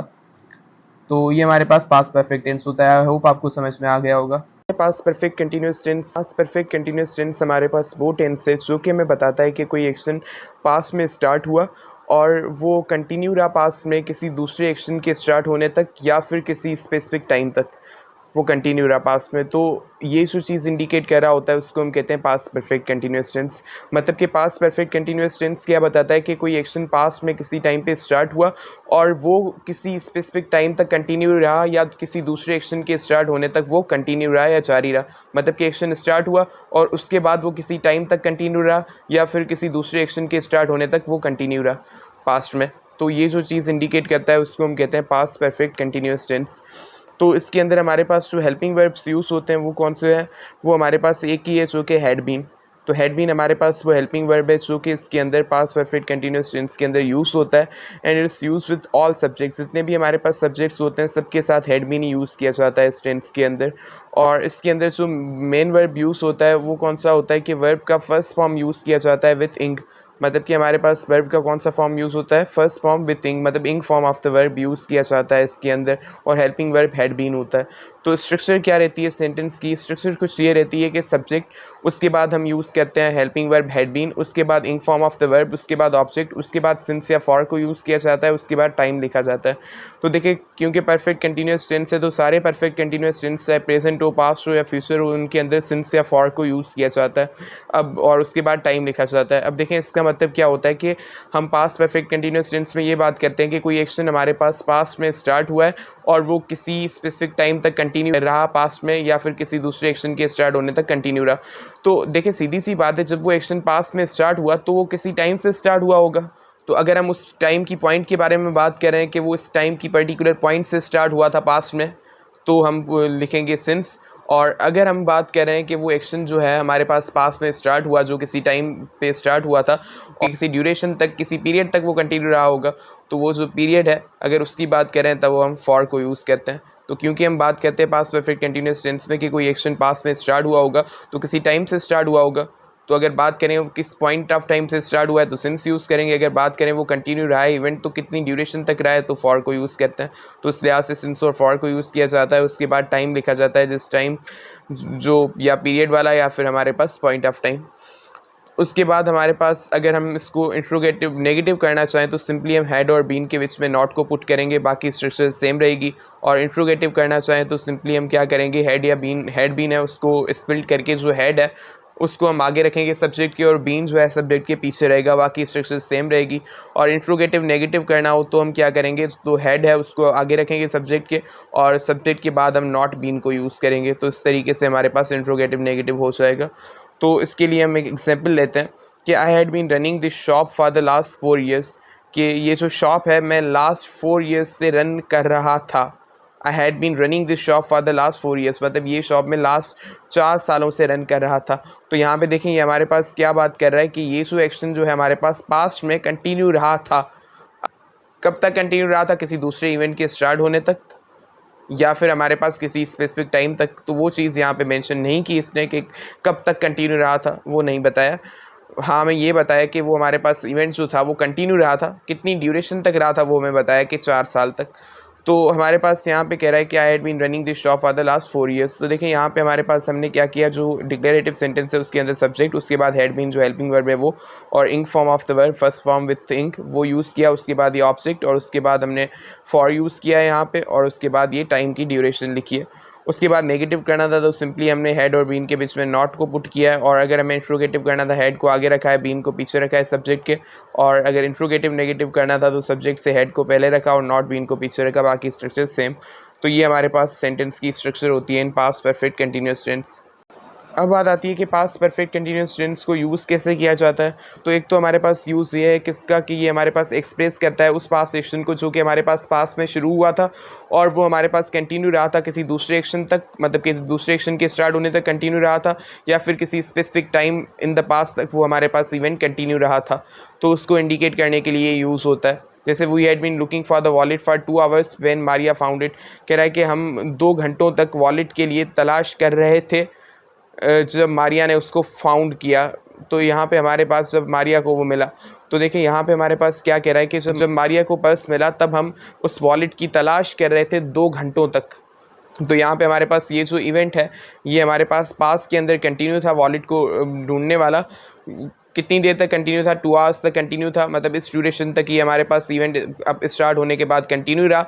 और कब तक कंटिन्यू रहा, ये जो दूसरा इवेंट है जो कौन सा है कि मारिया ने फाउंड किया, उस तक ये हमारे पास कंटिन्यू रहा, जिसके स्टार्ट होने तक, जिस तक ये हमारे पास ये इवेंट कंटिन्यू रहा।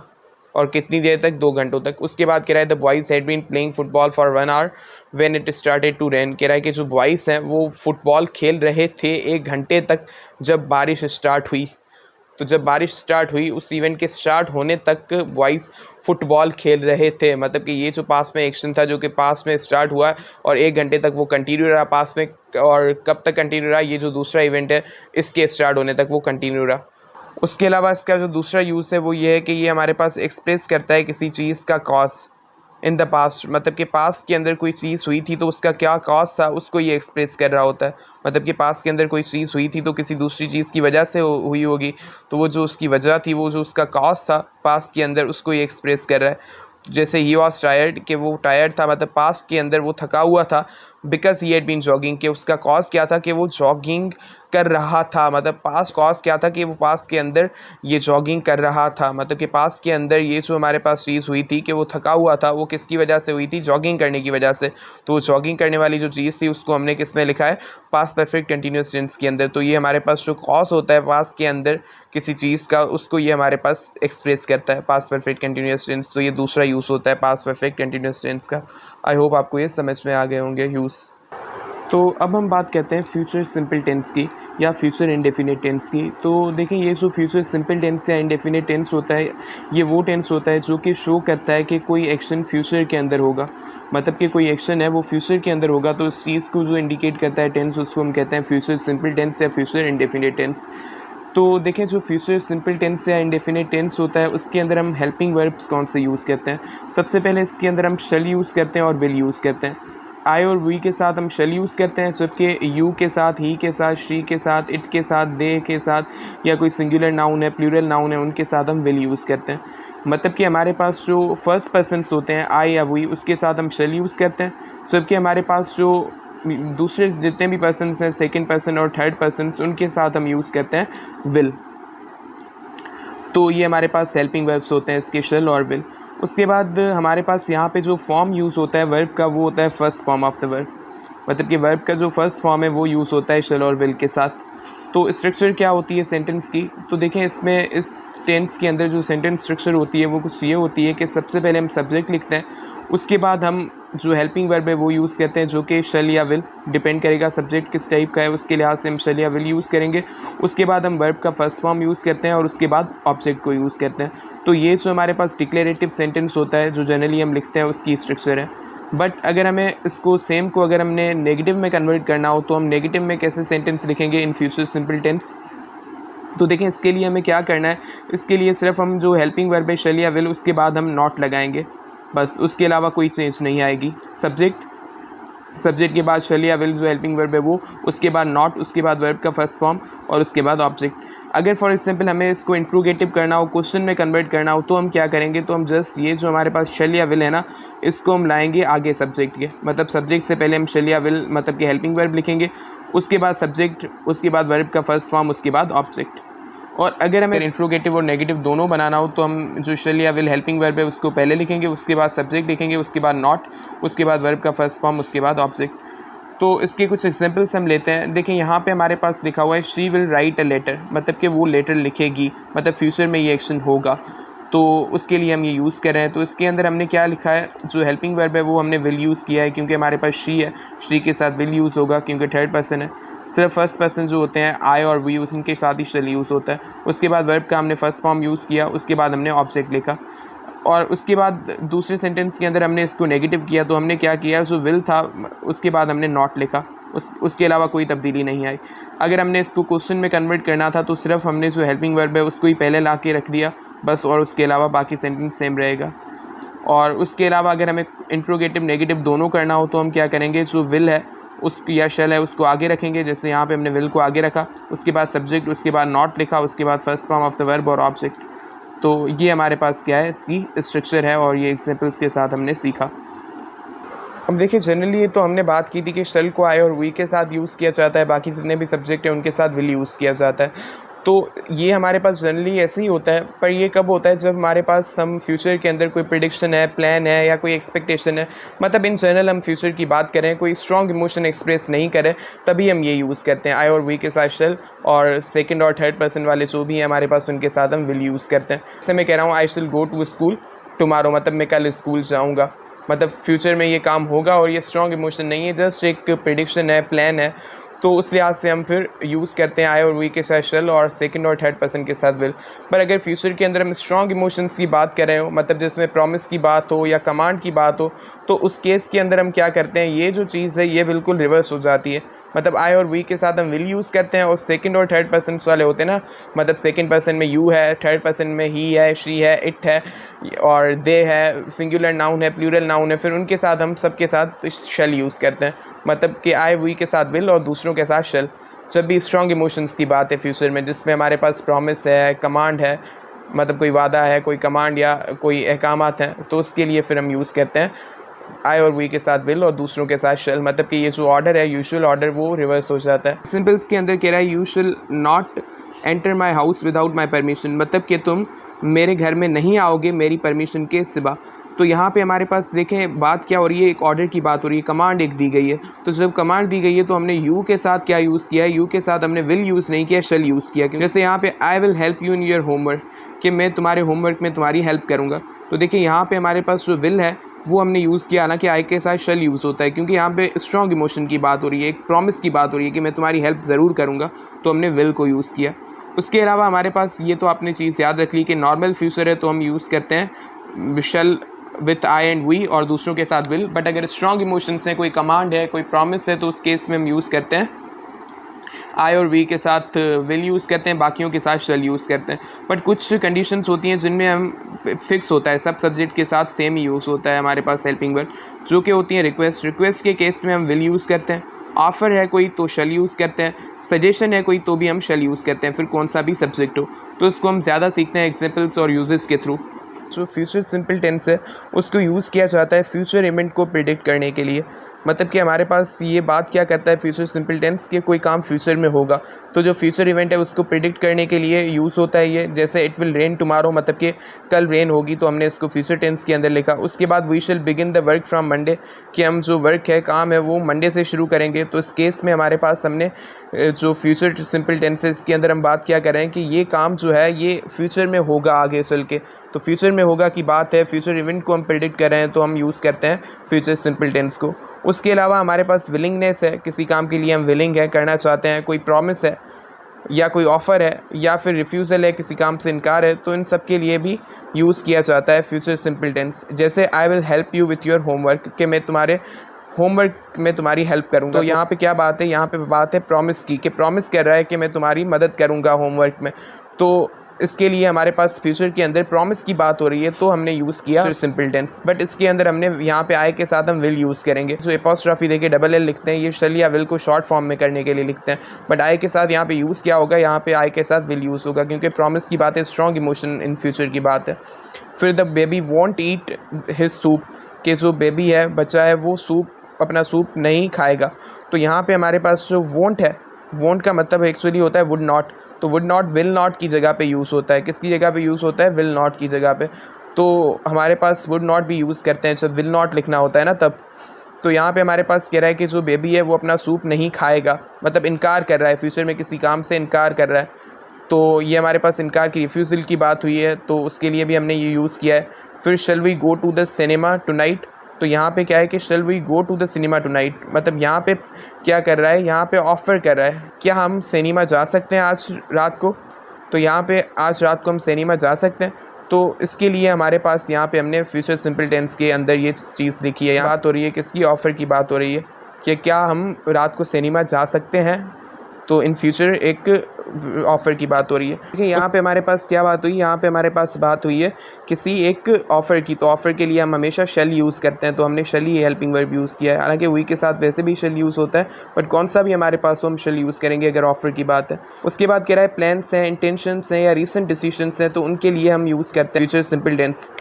मतलब कि प्लान है कोई, इंटेंशन है कोई, किसी काम करने की इंटेंशन है या प्लान है कोई, या कोई रिसेंट अभी डिसीजन लिया है वो है, उसके लिए हम फ्यूचर सिंपल टेंस यूज़ करते हैं। जैसे she will travel to Paris next summer, ये क्या है, उसका प्लान है कि वो नेक्स्ट समर क्या करेगी, ट्रैवल करेगी पेरिस के लिए। उसके बाद ही विल मैरी हर, कि वो उससे शादी करेगा। तो यहाँ पे क्या बात है, ये इंटेंशन की बात है, ये भी एक इंटेंशन की बात है कि वो शादी करेगा, उसकी नीयत है, ये प्लान है उसका। तो प्लान या इंटेंशन के लिए हम यही यूज़ करते हैं। उसके बाद है I have a headache, I will take a medicine, कह रहा है कि मुझे हेडेक है और मैं मेडिसिन लूँगा। तो यहाँ पे हमारे पास हेडेक है और इसीलिए मेडिसिन लूँगा, मतलब इन फ्यूचर की बात है, बट रीसेंट डिसीजन की बात है, तो इसीलिए हमने फ्यूचर सिंपल टेंस को यूज़ किया।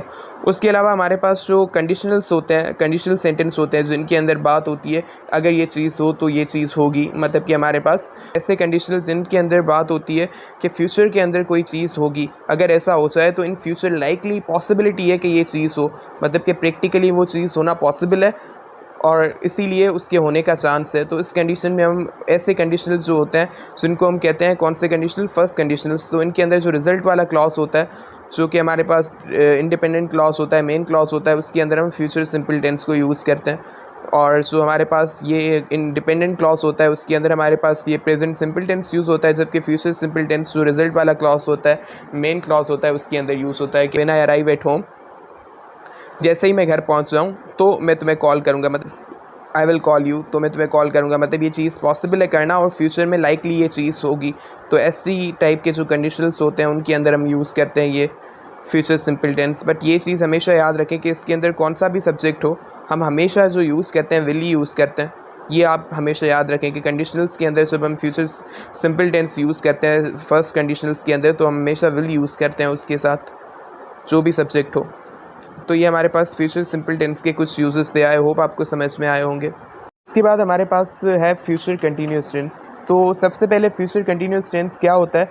फ्यूचर कंटिन्यूस टेंस ऐसा टेंस होता है जो कि हमारे पास शो करता है कि फ्यूचर के अंदर कोई काम है वो जारी होगा, मतलब कि फ्यूचर के अंदर, आने वाले वक्त के अंदर फ्यूचर के अंदर कोई काम कंटिन्यू होगा। तो ये जो टेंस शो करता है उसको हम कहेंगे फ्यूचर कंटिन्यूस टेंस। मतलब ये वो टेंस है जो कि एक्सप्रेस करता है कि फ्यूचर के अंदर कोई काम कंटिन्यू होगा, कोई काम जारी होगा, चल रहा होगा कोई काम, तो इसको हम कहते हैं फ्यूचर कंटिन्यूस टेंस। अब देखिए फ्यूचर कंटिन्यूस टेंस के अंदर जो हेल्पिंग वर्ब हम यूज़ करते हैं वो कौन से होते हैं? वो हमारे पास होते हैं शैल बी और विल बी, मतलब शैल और उसके बाद बी और विल उसके बाद बी। तो शैल बी और विल बी हमारे पास हेल्पिंग वर्ब होते हैं। अब इसमें जो फर्स्ट पर्सन्स होते हैं आई या वी, उनके साथ हम शैल बी यूज़ करते हैं, जबकि हमारे पास जो यू है, ही है, शी है, इट है, दे है, या फिर सिंगुलर या प्लूरल नाउन्स है, उनके साथ विल बी यूज़ करते हैं। मतलब कि हमारे पास ये जो हमारे पास हेल्पिंग वर्ब है शैल बी और विल बी, ये कैसे यूज़ होते हैं? आई और वी जो है फर्स्ट पर्सन से, उनके साथ शैल बी, बाकी जितने भी पर्सन हैं सेकंड पर्सन या थर्ड पर्सन, उनके साथ विल बी यूज़ किया जाता है। फर्स्ट फॉर्म जो होता है वर्ब का वो यूज़ होता है विद इंग, मतलब कि क्योंकि कंटिन्यूस टेंस है तो first form of verb with इंग, मतलब कि इंग फॉर्म जो होता है वर्ब का वो यूज़ होता है फ्यूचर कंटिन्यूस टेंस के अंदर। और ये शो क्या कर रहा होता है कि फ्यूचर के अंदर कोई काम कंटिन्यू है, जारी है। अब इसकी स्ट्रक्चर क्या रहती है? स्ट्रक्चर कुछ ये रहती है कि सब्जेक्ट है, सब्जेक्ट के बाद हम शैल या विल हेल्पिंग वर्ब जो है वो और उसके साथ बी है, मतलब शैल या विल बी वो यूज़ करते हैं। उसके बाद वर्ब का फर्स्ट फॉर्म और इंग साथ में यूज़ करते हैं और ऑब्जेक्ट यूज़ करते हैं। मतलब कि स्ट्रक्चर ये होती है सब्जेक्ट, उसके बाद हेल्पिंग वर्ब आता है शैल बी या विल बी, उसके बाद वर्ब का इंग फॉर्म है वो यूज़ करते हैं, उसके बाद ऑब्जेक्ट यूज़ करते हैं। जैसे आई शैल बी गोइंग होम, मतलब आई हमारे पास सब्जेक्ट, उसके बाद शैल बी हमारे पास है इसका हेल्पिंग वर्ब, उसके बाद हमने जो मेन वर्ब है उसमें हमारे पास जो फर्स्ट फॉर्म ऑफ वर्ब और इंग यूज़ किया है, उसके बाद हमने ऑब्जेक्ट लिखा है। उसके बाद अगर हमें फॉर एग्जांपल इसको करना हो, नेगेटिव करना हो, तो हम क्या करेंगे? जो शैल बी है या विल बी है, मतलब उसके बीच में हम शैल और बी के बीच में हम क्या करेंगे? ये नॉट को पुट करेंगे। मतलब शैल बी या विल बी है ना, तो उसमें हमारे पास शैल या विल और जो बी है उसके बीच में हमारे पास हम नॉट को पुट करेंगे, मतलब शैल या विल फिर नॉट उसके बाद बी आएगा। जैसे सब्जेक्ट शैल या विल जो हेल्पिंग वर्ब है वो, उसके बाद नॉट, उसके बाद बी, उसके बाद वर्ब का इंग फॉर्म, उसके बाद ऑब्जेक्ट। उसके बाद हमारे पास अगर इंट्रोगेटिव करना हो तो हम क्या करेंगे? तो सिर्फ और सिर्फ हमारे पास जो शैल या विल है उसको हम सब्जेक्ट के आगे लाएंगे, बी हमारे पास सब्जेक्ट के बाद रहेगा। जैसे शैल या विल आगे आ गया, सब्जेक्ट उसके बाद बी है, उसके बाद वर्ब का इंग फॉर्म, उसके बाद ऑब्जेक्ट। अगर इंट्रोगेटिव नेगेटिव करना हो तो शैल या विल हमारे पास आगे आएगा, जो सब्जेक्ट है वो हमारे पास है, उसके बाद हम नॉट लगाएंगे, बी से पहले लगाएंगे और उसके बाद बी आएगा, फिर वर्ब का इंग फॉर्म आएगा, उसके बाद ऑब्जेक्ट आएगा। तो एग्जांपल्स के थ्रू देखते हैं। जैसे हमारे पास यहाँ पे शैल आई बी गोइंग होम, कि यहाँ पे हमने क्या किया, जो शैल है उसको पहले रखा और सब्जेक्ट आया, उसके बाद बी रखा, उसके बाद इंग फॉर्म, उसके बाद ऑब्जेक्ट। यहाँ पे हमारे पास अगर नेगेटिव करना था शेल और बी के बीच में हमने नॉट को पुट कर दिया, और अगर इंट्रोगेटिव नेगेटिव करना था तो शेल को हमने आगे लाया, बाकी हमारे पास जो नॉट है उसको बी से पहले लिखा है। तो ये हमारे पास स्ट्रक्चर होती है फ्यूचर कंटिन्यूस टेंस की। आई होप आपको समझ में आ गई होगी। इसके यूजेस को डिस्कस करते हैं कि इसको कब यूज़ किया जाता है इस टेंस को। तो देखें, जब भी हम ये बात करना चाहते हैं कि कोई एक्शन फ्यूचर के अंदर जारी है, कंटिन्यू है किसी पर्टिकुलर मोमेंट पे, तो हम यूज़ करते हैं फ्यूचर कंटिन्यूस टेंस को। मतलब कि अगर हम कहना चाह रहे हैं कि फ्यूचर के अंदर कोई काम जारी है किसी पर्टिकुलर टाइम पे, वो एक्शन कंटिन्यू है, जारी है, तो उसके लिए हम फ्यूचर कंटिन्यूस टेंस को यूज़ करते हैं। जैसे हमारे पास he will be playing tennis at 10 AM tomorrow, मतलब कि वो जो है वो कल 10 बजे टेनिस खेल रहा होगा। मतलब कि इस पॉइंट ऑफ टाइम पे ये जो काम होगा वो जारी होगा, मतलब फ्यूचर के अंदर ये काम उस टाइम पे कंटिन्यू होगा। तो हमने फ्यूचर कंटिन्यूस टेंस के अंदर ये चीज़ लिखी है। उसके बाद कह रहा है what you will be doing at 10 PM tonight, कि तुम आज रात को 10 बजे क्या कर रहे होगे। मतलब कि क्या काम हो रहा होगा उस टाइम पे, क्या काम कंटिन्यू होगा रात को 10 बजे, मतलब फ्यूचर में इस पॉइंट पे क्या काम हो रहा होगा, तो उसके लिए हमने ये यूज़ किया। उसके बाद कह रहा है he will not be sleeping when you call him, कि वो उस टाइम पे सो नहीं रहा होगा जब तुम उसको कॉल करोगे। तो देखिए यहाँ पे हमने क्या यूज़ किया है, यहाँ पे हमने फ्यूचर कंटिन्यूस टेंस को लिखा है कि he will not be sleeping, इसके अंदर हमने सेंटेंस को लिखा है व्हेन यू कॉल हिम। उसके बाद ये जो हमारे पास दूसरा क्लॉज आया है, यहाँ पे हमारे पास ये क्या कह रहा है कि व्हेन यू कॉल हिम, जब तुम उसको कॉल करोगे, मतलब उस पर्टिकुलर टाइम की बात कर रहा है कि फ्यूचर के अंदर जब तुम उसको कॉल करोगे तो उस पर्टिकुलर मोमेंट पे ये काम नहीं हो रहा होगा। मतलब कि नेगेटिव में बात कर रहा है, बट क्या बात कर रहा है कि ये एक्शन कंटिन्यू नहीं होगा, मतलब कि कंटिन्यूस की बात कर रहा है। इन फ्यूचर कोई एक्शन कंटिन्यू नहीं होगा, ये बात कर रहा है किसी पर्टिकुलर टाइम पे जब तुम उसको कॉल करोगे उस पर्टिकुलर मोमेंट पे फ्यूचर में ये एक्शन कंटिन्यू नहीं होगा। तो इसके लिए हमने फ्यूचर कंटिन्यूस टेंस को यूज़ किया, उसका नेगेटिव फॉर्म को। उसके बाद कह रहा है I shall be taking tea, यहाँ पे हमारे पास मैं फ्यूचर में चाय पी रहा हूँगा। तो यहाँ पे हमारे पास फ्यूचर में किसी पर्टिकुलर टाइम पे मैं चाय पी रहा हूँगा, फ्यूचर में किसी पर्टिकुलर टाइम पे ये एक्शन हो रहा होगा, तो उसके लिए हमने ये यूज़ किया। यहाँ पे किसी पर्टिकुलर टाइम को मेंशन नहीं किया है, बट फिर भी अंडरस्टूड बात है। उसके बाद कह रहा है when you come tomorrow they will be playing tennis, कि जब तुम कल आओगे तो ये टेनिस खेल रहे होंगे। मतलब कि यहाँ पे हमारे पास ये जो हमने लिखा है ना, they will be playing tennis, तो ये हमने कैसे लिखा है, इसमें लिखा है फ्यूचर कंटिन्यूस टेंस के अंदर लिखा है कि जब तुम आओगे उस मोमेंट पे ये काम हो रहा होगा इन फ्यूचर। तो उस मोमेंट पे फ्यूचर में इस टाइम पे ये काम हो रहा होगा किसी पर्टिकुलर मोमेंट पे, तो हमने फिर वो किस में लिखा है, फ्यूचर कंटिन्यूस टेंस के अंदर लिखा है। तो मतलब कि हमारे पास कोई एक्शन पर्टिकुलर मोमेंट है, पर्टिकुलर टाइम है या पर्टिकुलर इवेंट है फ्यूचर में, उस टाइम पे कोई एक्शन जारी है, कंटिन्यू है, तो उसके लिए हम फ्यूचर कंटिन्यूस टेंस को यूज़ करते हैं। आई होप आपको समझ में आ गया होगा। तो अब हम बात करने वाले हैं फ्यूचर परफेक्ट टेंस की। देखिए, जो फ्यूचर परफेक्ट टेंस होता है ये हमें बताता है कि कोई काम फ्यूचर के अंदर आने वाले वक्त में कोई काम फिनिश हो चुका होगा, इस चीज़ को वो शो करता है फ्यूचर परफेक्ट टेंस। मतलब कि फ्यूचर परफेक्ट टेंस ऐसा टेंस होता है जो कि शो करता है कि some action will be finished in the future, मतलब कि कोई एक्शन फ्यूचर के अंदर फिनिश हो चुका होगा, कंप्लीट हो चुका होगा। तो ये बताता है कि फ्यूचर के अंदर कोई एक्शन कंप्लीट हो चुका होगा, तो इसको हम कहते हैं फ्यूचर परफेक्ट टेंस। तो अब देखिए हमारे पास इसके अंदर हेल्पिंग वर्ब कौन से यूज़ होते हैं, हम यूज़ करते हैं शैल हैव और विल हैव को। तो हैव तो सेम रहता है, बट जो फ़र्क होता है ना वो शैल और विल का ही होता है, जो कि मैंने आपको शुरू में बताया कि फ्यूचर के सारे टेंसेस के अंदर शैल और विल का ही फ़र्क है। तो शैल हैव और विल हैव हमारे पास हेल्पिंग वर्ब है। आई और वी के साथ शैल हैव यूज़ करते हैं, बाकी जितने भी हैं उनके साथ विल हैव को यूज़ किया जाता है। तो उसके अलावा हमारे पास परफेक्ट टेंस है, तो third form of the verb को यूज़ किया जाता है, मतलब मेन वर्ब जो है हमारे पास एक्शन वर्ब, उसका थर्ड फॉर्म यूज़ किया जाता है। तो ये हमारे पास होता है फ्यूचर परफेक्ट टेंस। तो इसके अंदर हेल्पिंग वर्ब शैल हैव और विल हैव है, और third form of the verb भी यूज़ करते हैं इसके अंदर। और स्ट्रक्चर जो होती है वो ये रहती है कि जो नॉर्मल डिक्लेरेटिव सेंटेंस होते हैं उनके अंदर हम सब्जेक्ट लिखते हैं, उसके बाद शैल हैव या विल हैव लिखते हैं, उसके बाद वर्ब का थर्ड फॉर्म यूज़ होता है, उसके बाद ऑब्जेक्ट होता है। तो सब्जेक्ट वर्ब और ऑब्जेक्ट यही होती है ना सीक्वेंस। तो सब्जेक्ट, उसके बाद हेल्पिंग वर्ब आता है हमारे पास, उसके बाद वर्ब का थर्ड फॉर्म, उसके बाद ऑब्जेक्ट। अगर हमें फॉर एग्जांपल इसको नेगेटिव बनाना हो तो शैल और हैव है उसके बीच में हम नॉट यूज़ करते हैं, मतलब शैल या विल और जो हैव है हमारे पास उनके बीच में हम नॉट को यूज़ करते हैं। मतलब शैल और जो हैव है उसको हम तोड़ते हैं और उसके बीच में नॉट को पुट करते हैं टू मेक इट नेगेटिव। उसके बाद हमारे पास अगर हमें क्वेश्चन में कन्वर्ट करना हो फ्यूचर परफेक्ट टेंस के सेंटेंस को, तो क्वेश्चन हम कैसे लिखते हैं फ्यूचर परफेक्ट टेंस के अंदर, जो हेल्पिंग वर्ब है उसको पहले लिखते हैं सब्जेक्ट से, उसके बाद हैव वहीं पे रहता है सब्जेक्ट के बाद, और वर्ब का थर्ड फॉर्म यूज़ होता है, ऑब्जेक्ट यूज़ होता है। तो शैल या विल, उसके बाद सब्जेक्ट, उसके बाद हैव, उसके बाद वर्ब का थर्ड फॉर्म, उसके बाद ऑब्जेक्ट। और अगर हम फॉर एग्जांपल लिख रहे हैं इंट्रोगेटिव नेगेटिव सेंटेंस लिख रहे हैं, क्वेश्चन भी हो नेगेटिव भी हो, तो हम कैसे लिखेंगे, शैल या विल को आगे करेंगे उसके बाद हम सब्जेक्ट लिखेंगे और उसके बाद हमारे पास जो हैव है उससे पहले नॉट लिखेंगे, मतलब पहले नॉट आएगा, उसके बाद हैव आएगा, उसके बाद वर्ब का थर्ड फॉर्म, उसके बाद ऑब्जेक्ट आएगा। जैसे यहाँ पे हमारे पास एग्जांपल्स लिखे हुए हैं, I shall have finished my work, कि मैंने अपना काम ख़त्म कर लिया होगा, मतलब फ्यूचर के अंदर ये काम ख़त्म हो चुका होगा, फिनिश हो चुका होगा। तो उसमें हमारे पास हमने शेल लिखा, हैव लिखा, ये हमारे पास हेल्पिंग वर्ब है। उसके बाद हमने वर्ब का थर्ड फॉर्म यूज़ किया, उसके बाद ऑब्जेक्ट को लिखा है हमने। उसके बाद हमारे पास यहाँ पे अगर हमें ये लिखना था, क्वेश्चन लिखना था इस टेंस के अंदर, मतलब इंट्रोगेटिव बनाना था, तो हमने शेल को पहले लिखा, उसके बाद सब्जेक्ट आया, हैव उस सब्जेक्ट के बाद में आया, उसके बाद हमने सेम स्ट्रक्चर लिखी, थर्ड फॉर्म, उसके बाद ऑब्जेक्ट। और अगर हमें इसको नेगेटिव करना है तो शेल और हैव के बीच में हमने नॉट को पुट कर दिया। और अगर हमें फॉर एग्जांपल इसको नेगेटिव इंट्रोगेटिव करना है तो हम क्या करेंगे, शेल को आगे रखेंगे, उसके बाद हमने सब्जेक्ट लिखा और नॉट हैव लिखा, मतलब कि नॉट है उसको हैव से हमने पहले लिख दिया, फिनिश माई वर्क। तो ये स्ट्रक्चर होती है हमारे पास किसकी, फ्यूचर परफेक्ट टेंस की। और ये चीज़ याद रखें कि जो इंट्रोगेटिव सेंटेंस होते हैं उनके पीछे भी हमारे पास क्या आता है, क्वेश्चन मार्क आता है, और जो नेगेटिव इंट्रोगेटिव होते हैं उनके पीछे भी क्वेश्चन मार्क आता है। तो ये हमारे पास फ्यूचर परफेक्ट टेंस के हवाले से इंपॉर्टेंट बातें थी। अब इनके यूज़ हैं उनको देखते हैं। अब जो फ्यूचर परफेक्ट टेंस होता है ये हमारे पास क्या शो करता है, फ्यूचर के अंदर किसी कंप्लीटेड एक्शन को शो करता है, मतलब कि फ्यूचर के अंदर ये काम कंप्लीट हो चुका होगा उसको ये शो करता है। अब जो फ्यूचर के अंदर हमारे पास काम कंप्लीट हो चुका होगा उसके अंदर ये बताता है कि फ्यूचर के अंदर किसी पर्टिकुलर टाइम से पहले कंप्लीट हुआ है, तो उसके बारे में भी ये हमारे पास यूज़ होता है उसको शो करने के लिए भी।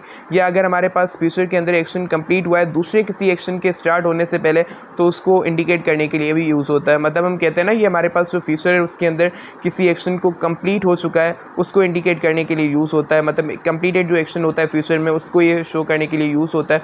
तो उसमें वो एक्शन हमारे पास किसी टाइम से पहले कंप्लीट हुआ है तो उसको शो करने के लिए भी यूज़ होता है, या अगर दूसरे किसी इवेंट स्टार्ट होने से पहले कंप्लीट हुआ है तो उसको भी शो करने के लिए ये यूज़ होता है। तो देखिए सबसे पहला यूज़ क्या है कि to talk about an action that will finish before a certain time in the future, मतलब कि फ्यूचर के अंदर किसी पर्टिकुलर टाइम से पहले कोई एक्शन कंप्लीट हो चुका होगा। जैसे हमारे पास यहाँ पे लिखा हुआ है, I shall have written the article by tomorrow, कि मैं जो आर्टिकल है वो लिख चुका हूँगा कल तक, मतलब कल तक मैं वो आर्टिकल लिख चुका हूँगा। तो यहाँ पे हमारे पास ये क्या शो कर रहा है कि हमारे पास ये जो एक्शन है वो फ्यूचर में इस टाइम तक हो जाएगा, तो किसी पर्टिकुलर टाइम से पहले वो एक्शन हो जाएगा, तो उसको शो करने के लिए फ्यूचर के अंदर इस पर्टिकुलर टाइम से पहले वो एक्शन कंप्लीट हो जाएगा, तो उसको शो करने के लिए ये हमारे पास यूज़ हो रहा है। यहाँ पे हमारे पास कह रहा है दे will have reached home at 5 o'clock, मतलब कि वो 5 बजे तक घर पहुँच जाएंगे, मतलब कि वो 5 बजे तक घर पहुंच जाएंगे, मतलब कि उनके जो घर पहुंचने का एक्शन है ये फ्यूचर के अंदर कंप्लीट हो चुका होगा 5 बजे तक। तो किसी पर्टिकुलर टाइम से पहले कोई एक्शन कंप्लीट हो चुका होगा फ्यूचर के अंदर, उसको इंडिकेट करने के लिए यूज़ होता है। उसके अलावा हमारे पास कोई एक्शन है फ्यूचर के अंदर, कोई एक्शन है जो कि हमारे पास किसी दूसरे एक्शन के स्टार्ट होने से पहले कंप्लीट हो चुका होगा, तो उसको इंडिकेट करने के लिए भी ये यूज़ होता है। मतलब कि फ्यूचर के अंदर हमारे पास कोई काम दूसरे काम के शुरू होने से पहले कंप्लीट हो चुका होगा, तो उसको हमारे पास शो करने के लिए यूज़ होता है। जैसे we shall have reached our destination before sunsets, कह रहा है कि हम अपनी मंजिल पर पहुंच चुके होंगे सनसेट होने से पहले, सूरज ढलने से पहले हम अपनी मंजिल पे पहुंच चुके होंगे। मतलब यहाँ पे हमारे पास ये जो डेस्टिनेशन पे पहुंचने का काम है ये कंप्लीट हो चुका होगा दूसरे एक्शन के स्टार्ट होने से पहले। दूसरा एक्शन कौन सा है कि सनसेट हो, मतलब कि सूरज ढले, तो सूरज ढलने से पहले ये काम कंप्लीट हो चुका होगा फ्यूचर में। तो फ्यूचर में कंप्लीट हो चुका होगा एक्शन दूसरे इवेंट से स्टार्ट होने से पहले, तो उसको शो करने के लिए यूज़ हो रहा है। उसके बाद कह रहा है he will have left before it rains, कि वो निकल चुका होगा बारिश शुरू होने से पहले। मतलब बारिश जो शुरू होगी फ्यूचर में, वो एक्शन अभी स्टार्ट नहीं हुआ, फ्यूचर में स्टार्ट नहीं हुआ होगा, उस फ्यूचर में वो एक्शन स्टार्ट होने से पहले ये एक्शन फ्यूचर में कंप्लीट हो चुका होगा। कौन सा, कि वो घर से निकल चुका होगा। तो इस तरीके से ये हमारे पास जो कंप्लीट होते हैं एक्शंस, मतलब एक्शंस ये इंडिकेट करता है फ्यूचर के अंदर कंप्लीटेड एक्शंस को, मतलब कि फ्यूचर के अंदर कोई एक्शन कंप्लीट हो चुका होगा, इस चीज़ को ये शो कर रहा होता है। उसके अंदर वो ये शो करता है किसी टाइम से पहले वो एक्शन हो चुका होगा या किसी दूसरे इवेंट के स्टार्ट होने से पहले वो एक्शन कंप्लीट हो चुका होगा इन फ्यूचर, तो ये इसका यूज़ होता है। अब हमारे पास है फ्यूचर परफेक्ट कंटिन्यूस टेंस। तो देखिए फ्यूचर परफेक्ट कंटिन्यूस टेंस जो होता है ये हमारे पास वो टेंस होता है जो कि शो करता है कि कोई एक्शन फ्यूचर के अंदर स्टार्ट हो चुका होगा और उसके बाद वो फ्यूचर के अंदर कंटिन्यू रहेगा किसी पर्टिकुलर टाइम तक, अप टू सर्टेन टाइम। मतलब कि हमारे पास कोई एक्शन फ्यूचर के अंदर स्टार्ट होगा और फिर वो फ्यूचर के अंदर कंटिन्यू रहेगा किसी पर्टिकुलर टाइम तक। तो ये जो चीज़ शो करता है उसको हम कहते हैं फ्यूचर परफेक्ट कंटिन्यूस टेंस। अब इसके यूज़ में ये चीज़ और भी ज़्यादा क्लियर हो जाएगी। अब उसके बाद हमारे पास कह रहा है कि इसके अंदर हेल्पिंग वर्ब कौन से यूज़ होते हैं। इसके अंदर हम शैल हैव बीन और विल हैव बीन को यूज़ करते हैं। मतलब ये हमारे पास हेल्पिंग वर्ब होते हैं। डिफरेंस आता है शैल और विल का। जो हमारे पास आई और वी है उनके साथ हम यूज़ करते हैं शैल हैव बीन को। और हमारे पास जो यू है, ही है, शी है, इट है, दे है, या सिंगुलर प्लूरल जो भी नाउन्स हैं उनके साथ हम यूज़ करते हैं विल हैव बीन। मतलब कि हमारे पास फर्स्ट पर्सन के साथ शैल हैव बीन और दूसरे पर्सन के साथ विल हैव बीन यूज़ होता है। और जो हमारे पास इसके अंदर फर्स्ट फॉर्म होता है वर्ब का यूज़, और जो फर्स्ट फॉर्म होता है वर्ब का उसके साथ हम इंग को यूज़ करते हैं। मतलब कि first form with ing is used in this tense. Structure क्या होती है फ्यूचर परफेक्ट कंटिन्यूअस टेंस की। इसके अंदर हम सब्जेक्ट लिखते हैं, उसके बाद शैल हैव बीन या विल हैव बीन वो यूज़ करते हैं, मतलब शैल या विल, उसके बाद हैव और बीन, उसके बाद वर्ब का इंग फॉर्म यूज़ करते हैं, उसके बाद ऑब्जेक्ट यूज़ करते हैं, उसके बाद सिंस या फॉर को यूज़ करते हैं, उसके बाद टाइम लिखते हैं। देखिए ये चीज़ हमने डिस्कस की थी कि जो perfect tense, perfect continuous tense होते हैं, चाहे प्रेजेंट या पास्ट या फ्यूचर, उनके अंदर सिंस या फॉर को यूज़ किया जाता है, उसके बाद टाइम को यूज़ किया जाता है। तो देखें हमारे पास ये चीज़ आपको याद रखनी है कि फ्यूचर परफेक्ट कंटिन्यूअस टेंस के अंदर क्या बात होती है कि फ्यूचर के अंदर कोई काम स्टार्ट हो चुका होगा, उसके बाद वो काम कंटिन्यू रहेगा फ्यूचर के अंदर पर्टिकुलर टाइम तक। तो देखिए अगर वो हमारे पास पर्टिकुलर टाइम तक कोई काम कंटिन्यू रहेगा तो किसी पॉइंट ऑफ टाइम से वो स्टार्ट हुआ होगा या फिर किसी पीरियड से वो फ्यूचर के अंदर हो रहा होगा काम। अगर ड्यूरेशन की बात है, काम के पीरियड की बात है कि इतनी देर से वो फ्यूचर में काम हो रहा होगा, तो वो इतनी देर तक जारी रहेगा फ्यूचर में, पर्टिकुलर टाइम तक, किसी टाइम तक वो इतनी देर तक जारी रहेगा, तो फिर हम यूज़ करेंगे फॉर को। और अगर हमारे पास कह रहा है कि अगर वो फ्यूचर में काम स्टार्ट हो चुका होगा एंड देन वो हमारे पास जारी रहेगा, और वो फ्यूचर में जो स्टार्ट हुआ होगा किस पॉइंट से स्टार्ट होगा, अगर पॉइंट की बात कर रहा है देन हम यूज़ करेंगे सिंस को। तो इस तरीके से सिंस और फॉर को यूज़ किया जाता है फ्यूचर परफेक्ट कंटिन्यूअस टेंस के अंदर। तो उसके बाद हमारे पास अगर हमें फॉर एग्जांपल सेंटेंस को बनाना हो, नेगेटिव बनाना हो, तो हम कैसे बनाएंगे नेगेटिव। तो नेगेटिव बनाने के लिए हम क्या करेंगे, जो हमारे पास शल है या विल है उसके बाद हम नॉट पुट करेंगे, और जो हैव बीन है वो सेम रहेगा। तो देखिए क्या होगा कि हमारे पास शल हैव बीन है ना, तो शल या विल हैव बीन जो है उसमें हम शल या विल है उसके बाद हम नॉट को पुट करेंगे, उसके बाद हैव बीन लिखेंगे। मतलब कि जो शल हैव बीन है उसको हम बीच से स्प्लिट करेंगे, शल को अलग करेंगे, हैव बीन को अलग करेंगे, और शल या विल है और हैव बीन है इसके बीच में हम नॉट लिखेंगे। बाकी स्ट्रक्चर सेम रहेगी। उसके बाद हमारे पास अगर इंट्रोगेटिव करना हो तो हम क्या करेंगे, शल या विल को पहले लिखेंगे, उसके बाद सब्जेक्ट आएगा, उसके बाद हैव बीन वैसे ही रहेगा वहाँ पे, उसके बाद इंग फॉर्म वर्ब का, उसके बाद ऑब्जेक्ट, उसके बाद सिंस या फॉर, उसके बाद टाइम को लिखेंगे। और अगर हमारे पास फॉर एग्जाम्पल इंट्रोगेटिव नेगेटिव बनाना हो तो शल या विल को आगे लिखेंगे, और जो हमारे पास हैव बीन है जैसे इंट्रोगेटिव में रहता है वैसे ही रहेगा, और उससे पहले सिर्फ नॉट आ जाएगा। बाकी स्ट्रक्चर सेम रहेगी, शल या विल, उसके बाद सब्जेक्ट, उसके बाद नॉट, उसके बाद हैव बीन, उसके बाद हम यूज़ करेंगे वर्ब का इंग फॉर्म, उसके बाद ऑब्जेक्ट, उसके बाद सिंस या फॉर, उसके बाद टाइम। अगर एग्जाम्पल्स को देखें तो यहाँ पे कह रहा है हमारे पास it will be raining since last night, मतलब कि फ्यूचर के अंदर बारिश हो रही होगी लास्ट नाइट से। यहाँ पे जिस पॉइंट ऑफ टाइम से काम स्टार्ट हो रहा है ना, तो हमने सिंस को यूज़ किया कि इस पॉइंट ऑफ टाइम से फ्यूचर में वो काम स्टार्ट हो रहा होगा और फिर वो जारी रहेगा किसी पर्टिकुलर टाइम तक, मतलब हो रही होगी फ्यूचर के अंदर, मतलब कंटिन्यू होगी किसी पर्टिकुलर टाइम तक। और वो स्टार्ट हुई है, किससे स्टार्ट हुई है, पॉइंट ऑफ टाइम से स्टार्ट हुई है। तो पॉइंट ऑफ टाइम की बात है इसलिए हमने सिंस को यूज़ किया यहाँ पे, और पीरियड की बात होगी तो हम फॉर को यूज़ करेंगे। तो ये हमारे पास है कि फ्यूचर के अंदर बारिश हो रही होगी लास्ट नाइट से, तो हमने क्या यूज़ किया है, इट। उसके बाद हमारे पास इट के साथ हम विल हैव बीन यूज़ करेंगे, और विल हैव बीन यूज़ किया, उसके बाद इंग फॉर्म वर्ब का, उसके बाद सिंस, और उसके बाद हमने टाइम को यूज़ किया। उसके बाद हमारे पास अगर नेगेटिव बनाना हो तो हमारे पास जो विल है उसके बाद हमने नॉट को पुट किया सिंपली, मतलब हैव बीन और विल के बीच में नॉट को पुट कर दिया, बाकी सेम रहा। उसके बाद अगर इंट्रोगेटिव बनाना हो तो सिर्फ विल है उसको हम आगे लाएंगे और बाकी सेम रहेगा। और उसके बाद नेगेटिव है तो उसी में भी सिर्फ हम विल को आगे लाएंगे और हैव बीन के पहले नॉट को पुट करेंगे। तो ये कुछ स्ट्रक्चर रहेगी इसकी फ्यूचर परफेक्ट कंटिन्यूअस टेंस की। अब देखिए जो फ्यूचर परफेक्ट कंटिन्यूअस टेंस होता है ये हमारे पास क्या शो करता है, ये शो करता है कि फ्यूचर के अंदर कोई काम स्टार्ट हो चुका होगा, और देन वो हमारे पास अगर स्टार्ट हो रहा है तो किसी पॉइंट ऑफ टाइम से स्टार्ट हुआ होगा या पीरियड ऑफ टाइम से वो काम हो रहा होगा फ्यूचर के अंदर। तो वो हमारे पास वही बात कर रहा है कि फ्यूचर के अंदर किसी पॉइंट ऑफ टाइम से या पीरियड ऑफ टाइम से कोई काम स्टार्ट हो चुका होगा, और देन वो फ्यूचर के अंदर कंटिन्यू रहेगा up to a particular event or time in the future. मतलब कि फ्यूचर में वो हमारे पास किसी पर्टिकुलर इवेंट या टाइम तक फिर वो काम जारी रहेगा। मतलब बात क्या हो रही है, फ्यूचर में वो किसी पॉइंट या पीरियड से काम स्टार्ट हो चुका होगा और देन वो कंटिन्यू रहेगा हमारे पास। जैसे हमारे पास they will have been reading since means morning, कि वो हमारे पास पढ़ रहे होंगे फ्यूचर के अंदर, वो पढ़ रहे होंगे फ्यूचर के अंदर, वो क्या कर रहे होंगे, पढ़ रहे होंगे मॉर्निंग से, मतलब सुबह से वो फ्यूचर के अंदर पढ़ रहे होंगे। तो देखिए यहाँ पे हमारे पास जो एक्शन है ये फ्यूचर के अंदर स्टार्ट हो चुका होगा। कब से स्टार्ट हो चुका होगा? मॉर्निंग से स्टार्ट हो चुका होगा, और उसके बाद हमारे पास वो एक्शन कंटिन्यू रहेगा अप टू सर्टेन टाइम। अब यहाँ पे वो टाइम मेंशन नहीं है जब तक ये पढ़ रहे होंगे, बट हाँ वो अंडरस्टूड बात है कि पर्टिकुलर किसी टाइम तक वो पढ़ रहे होंगे। यहाँ पे हमारे पास मेंशन है कि they will have been flying to London, कि वो लंदन के लिए फ्लाई कर रहे होंगे फॉर 4 आवर्स, मतलब 4 आवर्स तक 4 घंटों तक, बाय दिस टाइम टुमारो, मतलब कि कल इस टाइम तक, ये जो टाइम है उस टाइम पे कल ये लंदन को फ्लाई कर रहे होंगे 4 घंटों तक। मतलब यहाँ पे हमारे पास क्या बात हो रही है कि जो हमारे पास एक्शन है वो हमारे पास फ्यूचर में हो रहा होगा, मतलब कि फ्लाई करने वाला एक्शन फ्यूचर में हो रहा होगा। कब तक हो रहा होगा? तब कि कल तक, अभी जो टाइम है कल उतने टाइम तक वो एक्शन हो रहा होगा, मतलब कि उतने टाइम तक हो रहा होगा, मतलब पर्टिकुलर इससे टाइम तक वो एक्शन कंटिन्यू रहेगा। और कितनी देर तक वो कंटिन्यू रहेगा? वो 4 घंटों तक रहेगा। तो हमारे पास ये इतनी देर तक ये एक्शन कंटिन्यू रहेगा, इतने पीरियड से वो एक्शन चल रहा है फ्यूचर के अंदर, वो इस टाइम तक कंटिन्यू रहेगा। तो ये चीज़ की बात हो रही है यहाँ पे।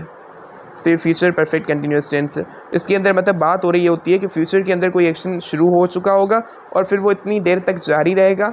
मतलब इसके अंदर बात हो रही है फ्यूचर के अंदर कोई एक्शन स्टार्ट हो चुका होगा किसी पॉइंट से या किसी पीरियड ऑफ टाइम से, सिंस या फॉर से वो चीज़ इंडिकेट करते हैं। उसके बाद वो काम जारी रहेगा फ्यूचर के अंदर, फिर वो जारी रहेगा, किसी टाइम तक जारी रहेगा या किसी इवेंट दूसरे होने तक जारी रहेगा। मतलब यही होता है फ्यूचर परफेक्ट कंटिन्यूअस टेंस का। तो अब हम बात करने वाले हैं जो वर्ब टू हैव होता है एज ए मेन वर्ब, कैसे उसको यूज़ किया जाता है उसके हवाले से बात करते हैं। तो देखिए हमारे पास जो वर्ब्स होते हैं वो हमारे पास क्या होते हैं, 2 टाइप्स के होते हैं। एक होते हैं मेन वर्ब्स, दूसरे होते हैं ऑक्सिलरी वर्ब्स या हेल्पिंग वर्ब्स।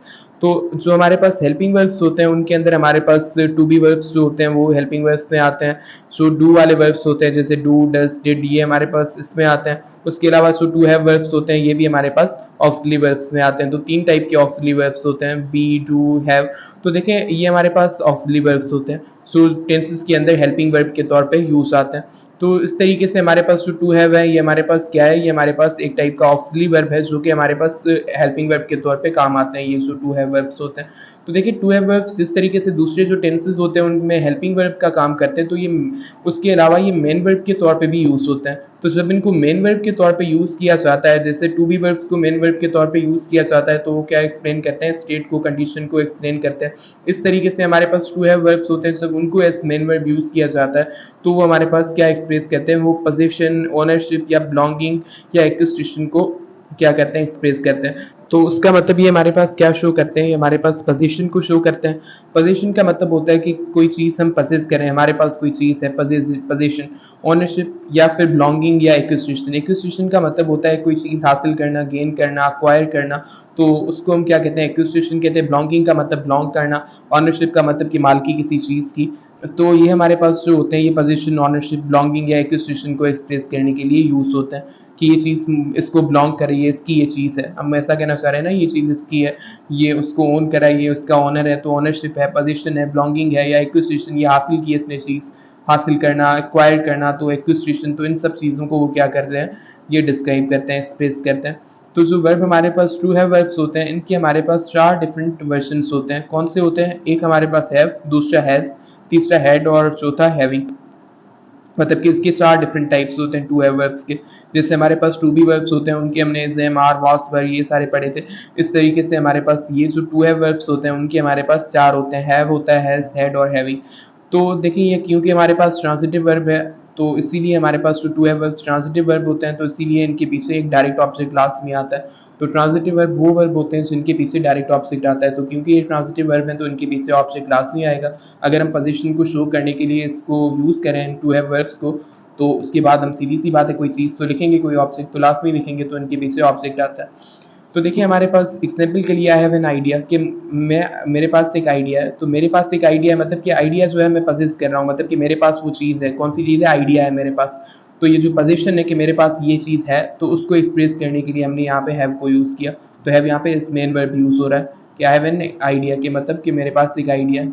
उसके अलावा हमारे पास यहाँ पे लिखा हुआ है the ruler son has several big cars, कह रहा है कि जो रूलर का सन है उसके बाद बहुत बड़ी गाड़ियाँ हैं, तो उसके पास ये चीज़ है, मतलब कि ओनरशिप की बात है, पास वो चीज़ है।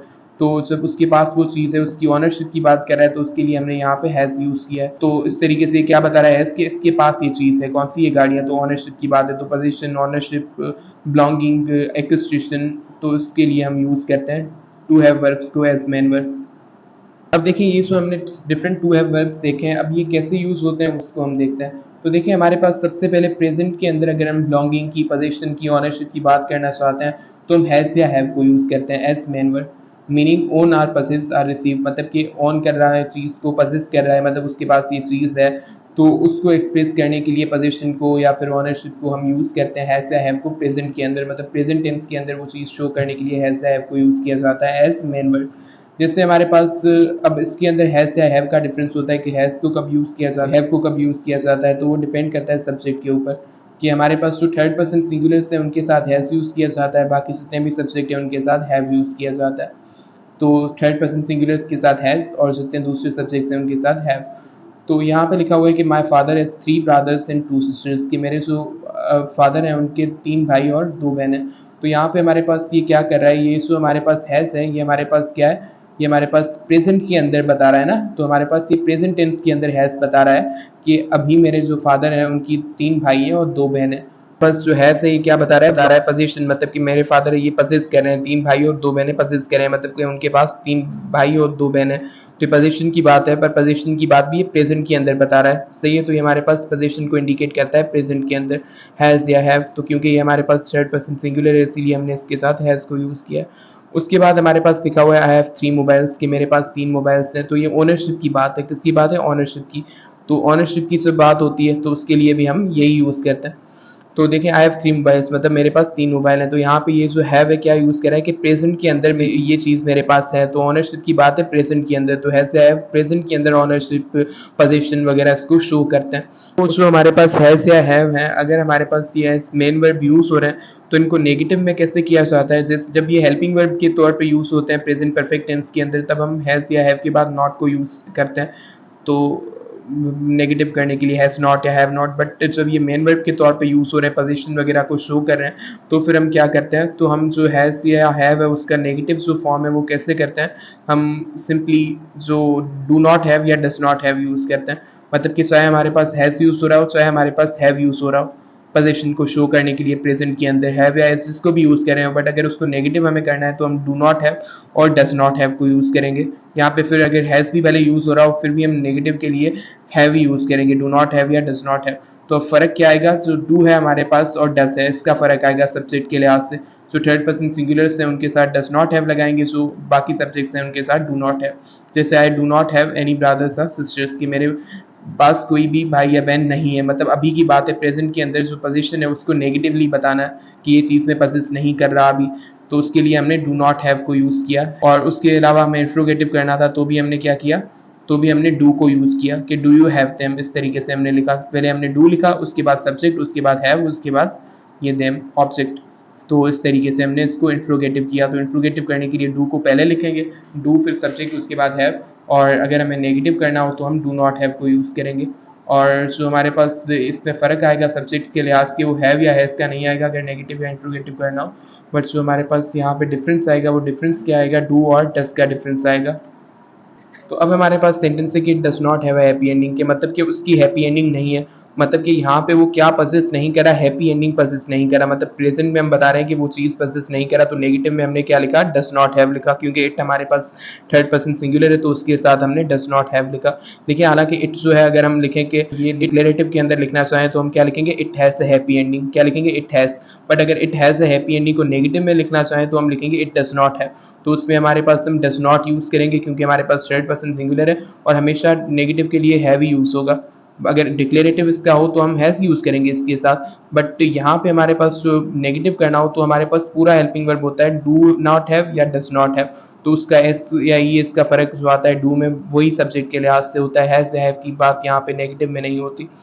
उसके बाद हमारे पास है पास्ट टेंस के अंदर। पास्ट टेंस के अंदर जो हमारे पास यूज़ होता है जो टू हैव वर्ब, वो हमारे पास है हेड। तो जो हेड है हमारे पास वो पास्ट के अंदर पोजीशन को शो करता है, बिलोंगिंग को या ओनरशिप को शो करता है। तो हेड को जितने भी सब्जेक्ट्स हैं सब सब्जेक्ट्स के साथ यूज़ कर सकते हैं।